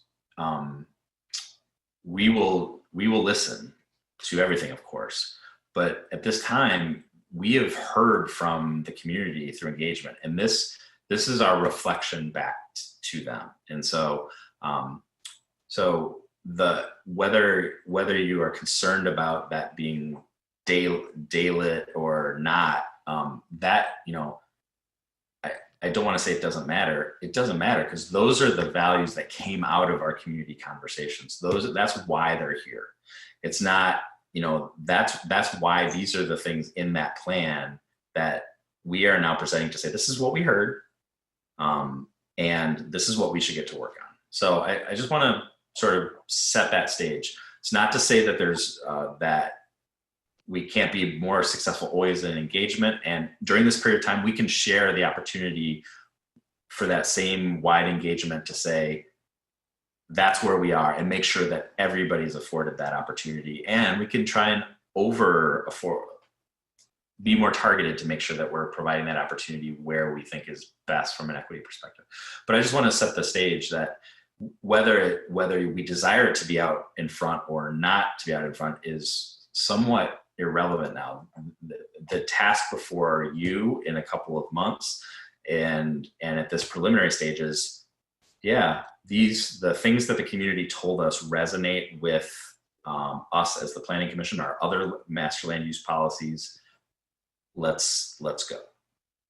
So great. And and I wanted to and what you talked about in terms of the engagement and bringing that forward, kind of quantifying that, having that list, I think that that's going to help us be able to say, listen, we got a lot of feedback, or we got a lot of input in this. This is not like us picking it out of thin air. So yes, thank you for highlighting that. I have one more thing, Commissioner Sauvé. Is that okay? And then, so the only other thing is, thank you, Mr. Leonard, for highlighting, and this is what I would challenge Mr. Cooper and Ms. Meekins to think about too, is what we should get rid of, not just making this additive to our tome of master plan, but what should this, is it supersede? Is that the right word? What does this replace entirely? What can we pitch out? Because just adding more is not helpful I think. So thank you for thinking about that. And when we see this again in 3 months time, 4 months time, having that, so that we can do those things together and it doesn't get lost, will be really, really beneficial, I think. You mean whether existing plans? Yeah. Yeah. I think it's, it's useful. I really like that you put this in historical context and like all of the things that we've done. But at some point there are some things like visions have changed, right? Like this builds on itself and it highlights that we've made that we have made tremendous strides. Mr. Cooper and company have made tremendous strides in implementing those. But there may be some elements that need to go. And I would say too, and you guys know this a little bit better, and maybe this, Mr. Leonard, links into our overall master planning. Some of those are maybe from past transportation plans, but some of them may be within not specific transportation plans, but maybe other elements of our master plan, right? That call for example, parking minimums rather than parking maximums. So, Commissioner Sobe. Thanks. I just want to, highlight that I agree, we're at the point of implementing, adopting this thing, but there will be also engagement going forward, because master plan is then the recommendations to become ordinances, and we have to make the ordinance changes, and that requires additional engagement.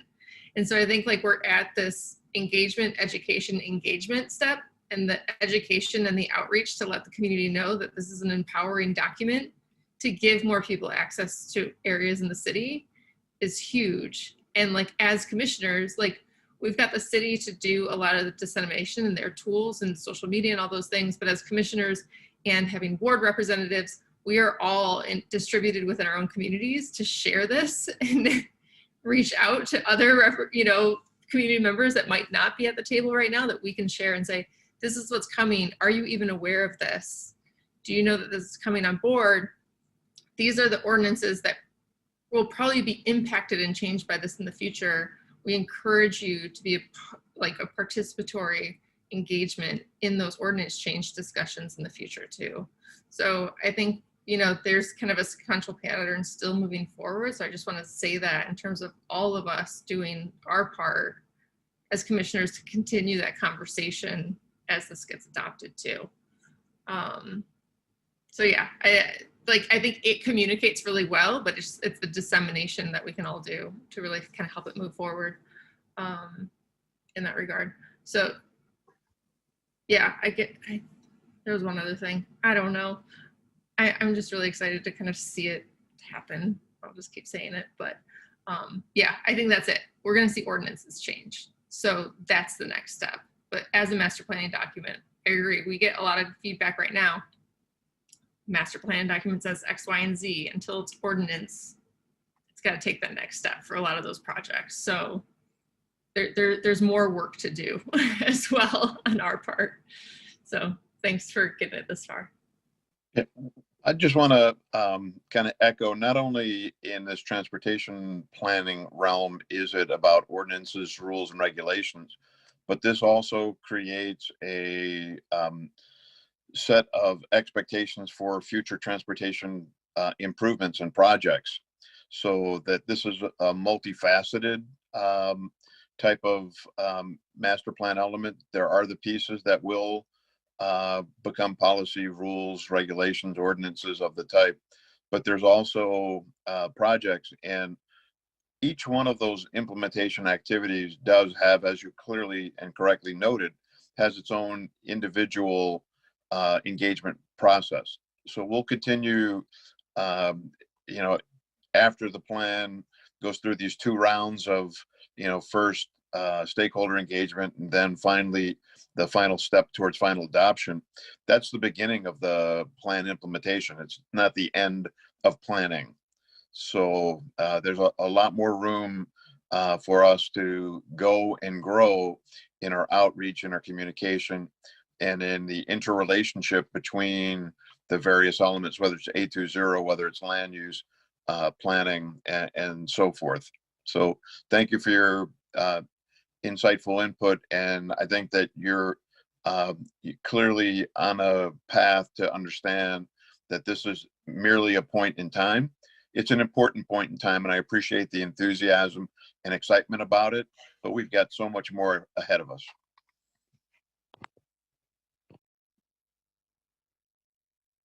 Anything else? Mr. Leonard, I think we're ready to vote.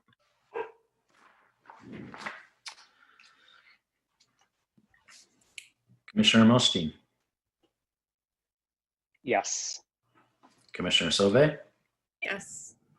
Commissioner Abrams, Yes. Commissioner Hammerschmidt, Yes. Commissioner Dish, Yes. Commissioner Mills. Yes. On to City Council. Thank you very much. We'll see you guys in a few months. Okay, thank you. Appreciate it. Thanks. Good night. Bye. All right. Item 11, public comment. This is the final opportunity for persons to speak for up to 3 minutes about any item of interest. Public comment may be made by calling 877-853-5247 and then entering meeting ID 975-1994-2176. City staff will select callers that have raised their hand, calling on you by the last 3 digits of your telephone number. In order to raise your hand after dialing into the meeting, please press *9 on your phone. You'll hear an automated announcement that the host is allowing you to speak. Mr. Leonard will tell you that too. And please state your name and address at the beginning of your comments. There is the lag with TV sometimes, but I don't see anyone calling in. It's looking sparse. I'm going to propose that we move on to commission proposed business because I do have something. I'll keep an eye out. Yeah. I have something, but does anyone else have anything that they want to bring up? Okay. Mr. Leonard. Well, I just want to maybe put a bit of a point on the last conversation and a bit of a challenge to us as we take on the aspects that we are going to be leading that comes out of this plan or the other. I think it's an opportunity for us to set the example that we want for that engagement, how it looks. So I would just ask you to be partners in that, to make sure that, you know, that if I hope you don't need to challenge me, but I hope it's to guide me and help us all succeed in that endeavor. So, you know, I think engagement is critical and it's hard. And as hard as you try, you can look back on it and feel that you are still lacking something. So that's just to say that I based on our work program, I think there's a lot of support and alignment for us to really think about that creatively as we start taking on the aspects that we are going to be leading. Great. There's 2 items that I would propose, and both of them came up tonight. The one which is regulating based on bedrooms, right, rather than based on units or square footage, right? Like in our districts, it doesn't, you know, you're limited. If you want to build studios, you get 6 studios. If you want 6 bedrooms, you get 6 bedrooms. If you're looking to maximize, you know, your rents, generally you're going to build the bigger things. And that comes up with parking, but I think that transcends parking. Even if we change parking, it doesn't change that idea. And so I would propose not that we change our existing work plan, but I would propose that we, Mr. Leonard, make a comment to add to that orange table of potential future projects, that doesn't get lost because that's not on there right now or included. We don't vote on these things. No. So what I would probably do is just add it in there as a notation for our use, and then we could either take action on it, or it would just appear with a notation and become basically more formal the next time you approve the work. I think that's good. And what I would suggest is that maybe if we can put the address for this proposal to jog our memory about why this was, it might make our work a little bit easier. And then the other one is, and I asked Mr. Leonard about this before because I went back to our work plan to say, what happened to R4C, R2A, R4C in our work plan? And we did take it off. It had been on there forever and we took it off and I couldn't remember why, and it could have been because it was hard. And it was hard because of parking. And if we're already addressing parking, then there are still some other elements of R4C, R2A, R4C that are less controversial if the parking thing is no longer the issue. And that is that I want to draw your attention to the fact that the project tonight that we heard only works, like one of those lots is non-conforming. It's not wide enough. It doesn't have enough like lot frontage, and it also doesn't have enough square footage. So the only thing that they could develop there is a single unit. And that it's non-conforming is not a weird thing for itself. There's like 80% of the lots in that zoning district, which is in a lot of places in the city, are non-conforming. So the only way they can build anything is to combine lots. And then you get to the like multiplier threshold. So like pretty much you're going to see 4 unit buildings at least. When you're combining units, combining lots, you may well see more than that. So that's the thing that won't be fixed by fixing the parking, but that I think we need to address is that nonconformity, because it is a multi-family district, but so many of the lots only allow for a single family dwelling, and that's problematic. So I would want to add that back onto the table, at least with, again, this note. And that, again, sequentially, I think, personally, taking care of the parking stuff first may make that discussion easier. But I'm just going to tell you, it's not going to solve the whole thing because there's, yeah. Commissioner Sauvé and then Commissioner Dish. I guess I'm just curious about that in the circular motion of like following back on the recommendation about small projects. And one of the recommendations is a threshold for not site plan for maybe 6 units. And if we look at that and we get response from City Council of yes, look at that. And if R4C and 6 units now doesn't require site planning, what would that look like if it's 6? Because if it doesn't require site planning, I don't think it would help too much because even when you're not site planning, you have to meet area height placement requirements. So if the lot is still non-conforming and if the ordinance still says if you are less than a 8,500 square foot lot or whatever that size is, that you can only do single family, not going through the site plan isn't going to help any of that. Help the lot size situation. I guess that's just kind of what I'm looking, like how many levers to get to it, and are there some things that are in the work plan right now that'll get us a step closer, but it's not going to get us far enough. I'm just trying to figure out how to use the work plan as is to start looking at it without adding another big chunk. So that's all. Accessory, I would just say ADUs is one of the places, right? Like they're not allowed right now in those multifamily dwellings or unit districts, but they could be for those that only can have single family houses. Is that fair, Mr. Leonard? Well, yes, I was going to be more resistant to y'all and remind you that we've got ADUs that you want to tackle first. We've got transit-oriented development that is due to City Council by next June. We're going to be taking on site plan review requirements and the C1A, C1AR. I feel like we're pretty well set on that, but we still have to go through that process, of course.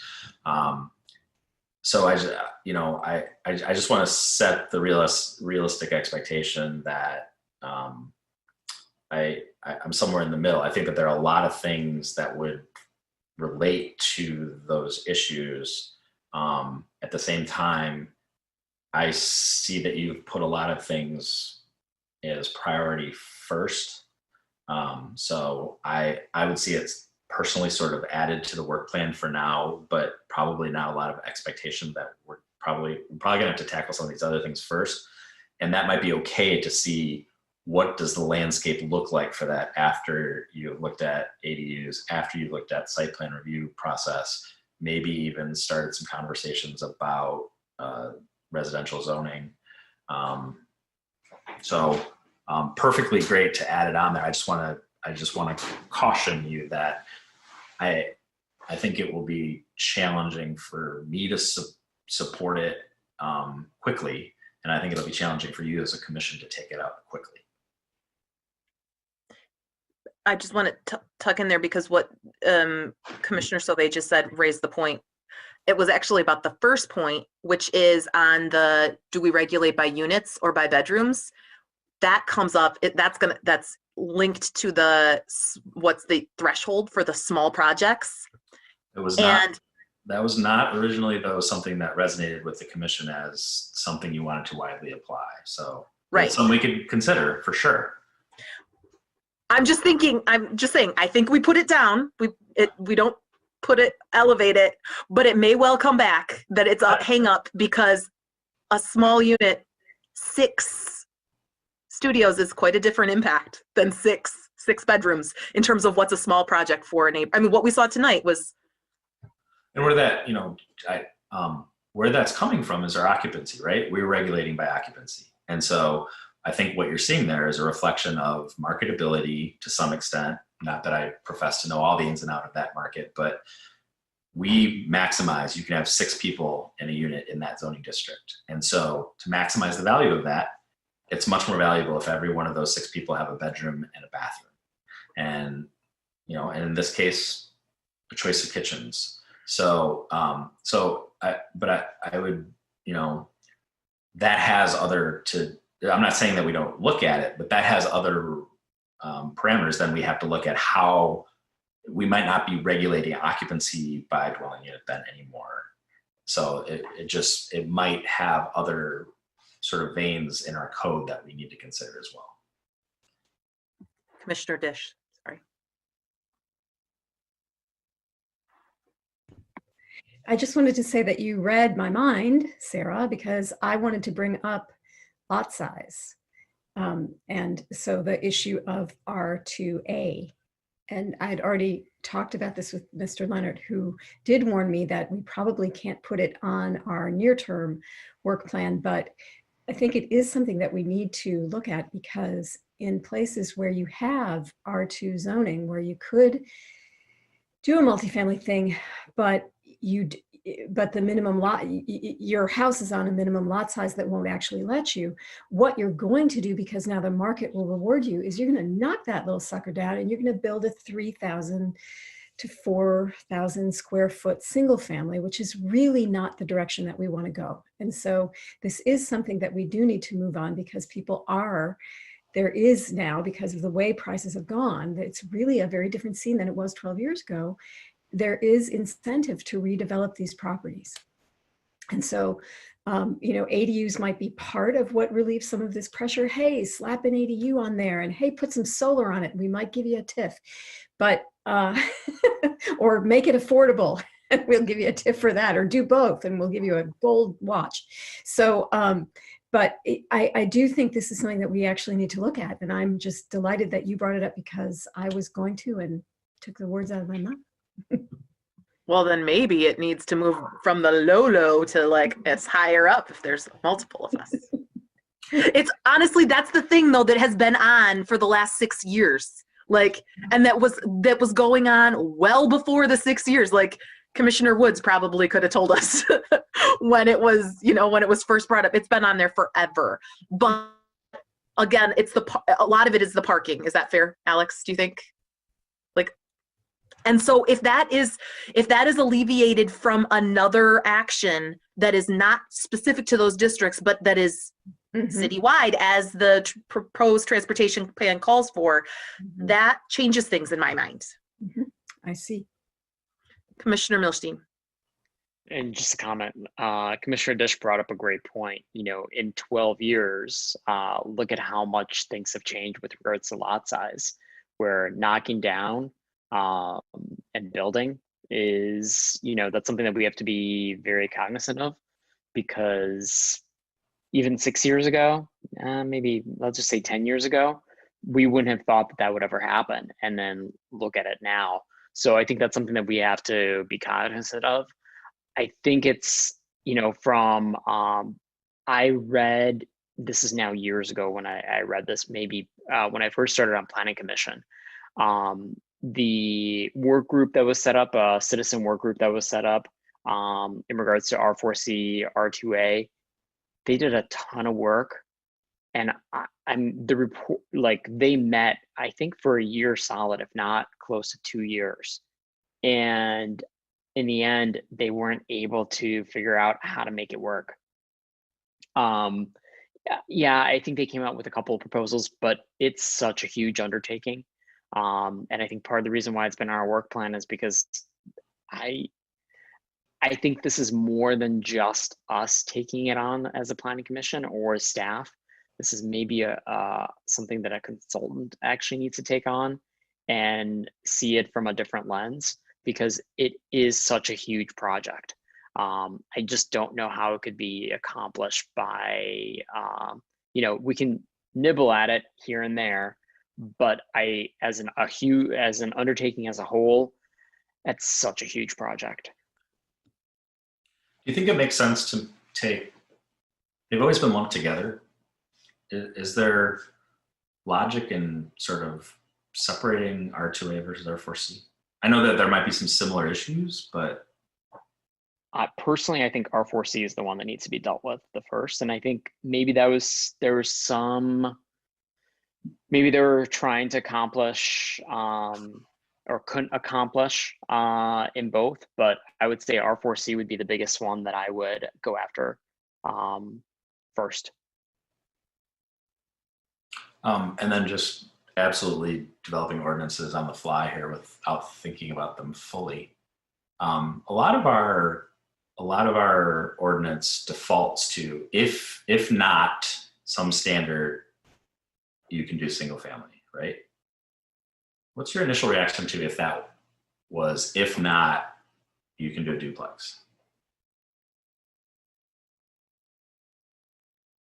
All right, 2 yeses, 4 I'm not sure. Yeah. It's after 10, so Because I'm new. That's no. Yeah.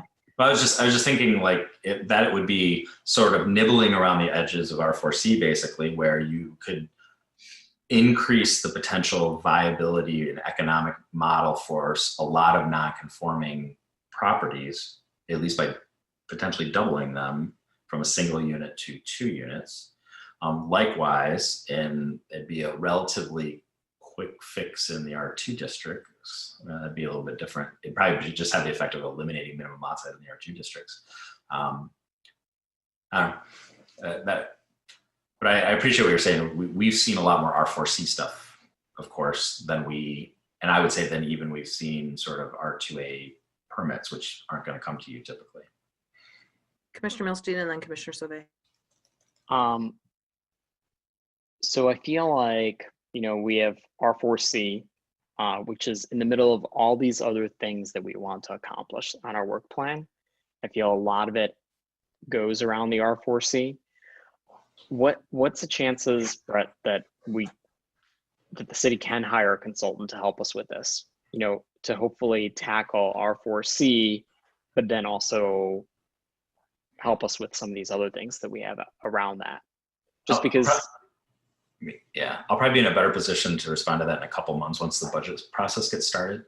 My initial thought is based on the fact that the master plan did not go forward because of financial impacts to the city because of COVID. Parking revenues, utility use revenue, those are still very much real factors that the city is going to be reconciling with, I'm guessing, on coming years. I'm not speaking to that because the projections, I don't know those yet, but in the next couple months, I frankly will be getting sort of the direction of what I should be doing with my budget. If that is, try to keep your increase, try to be flat or increase less than inflation, I would say it's possible. If that directive is based on other circumstances here, we actually need to start looking at how we're going to cut costs. I would say it's going to probably be pretty unlikely.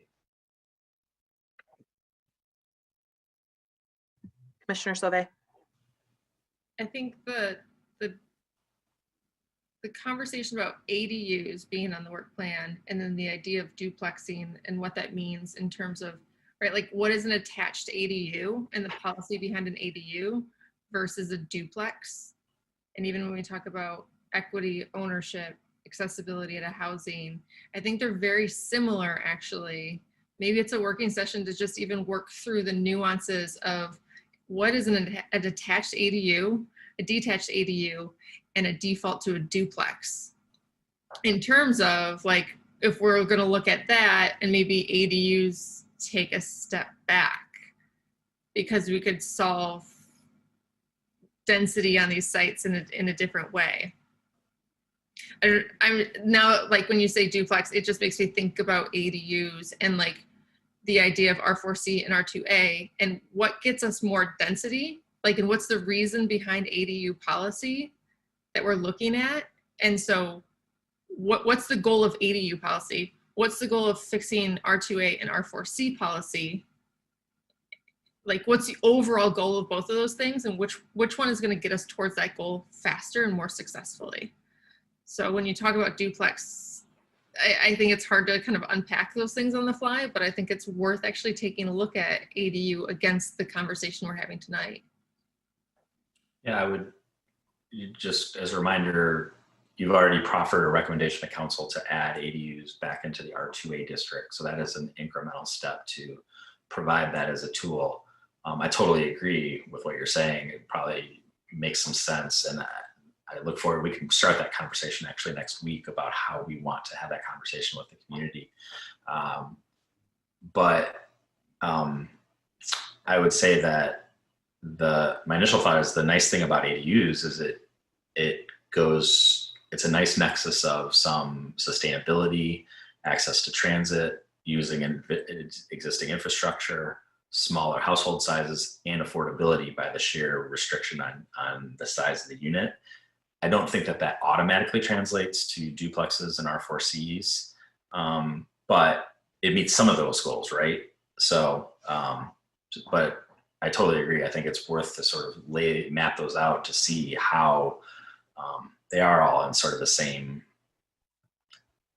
they're in the same sphere of potential, I would say.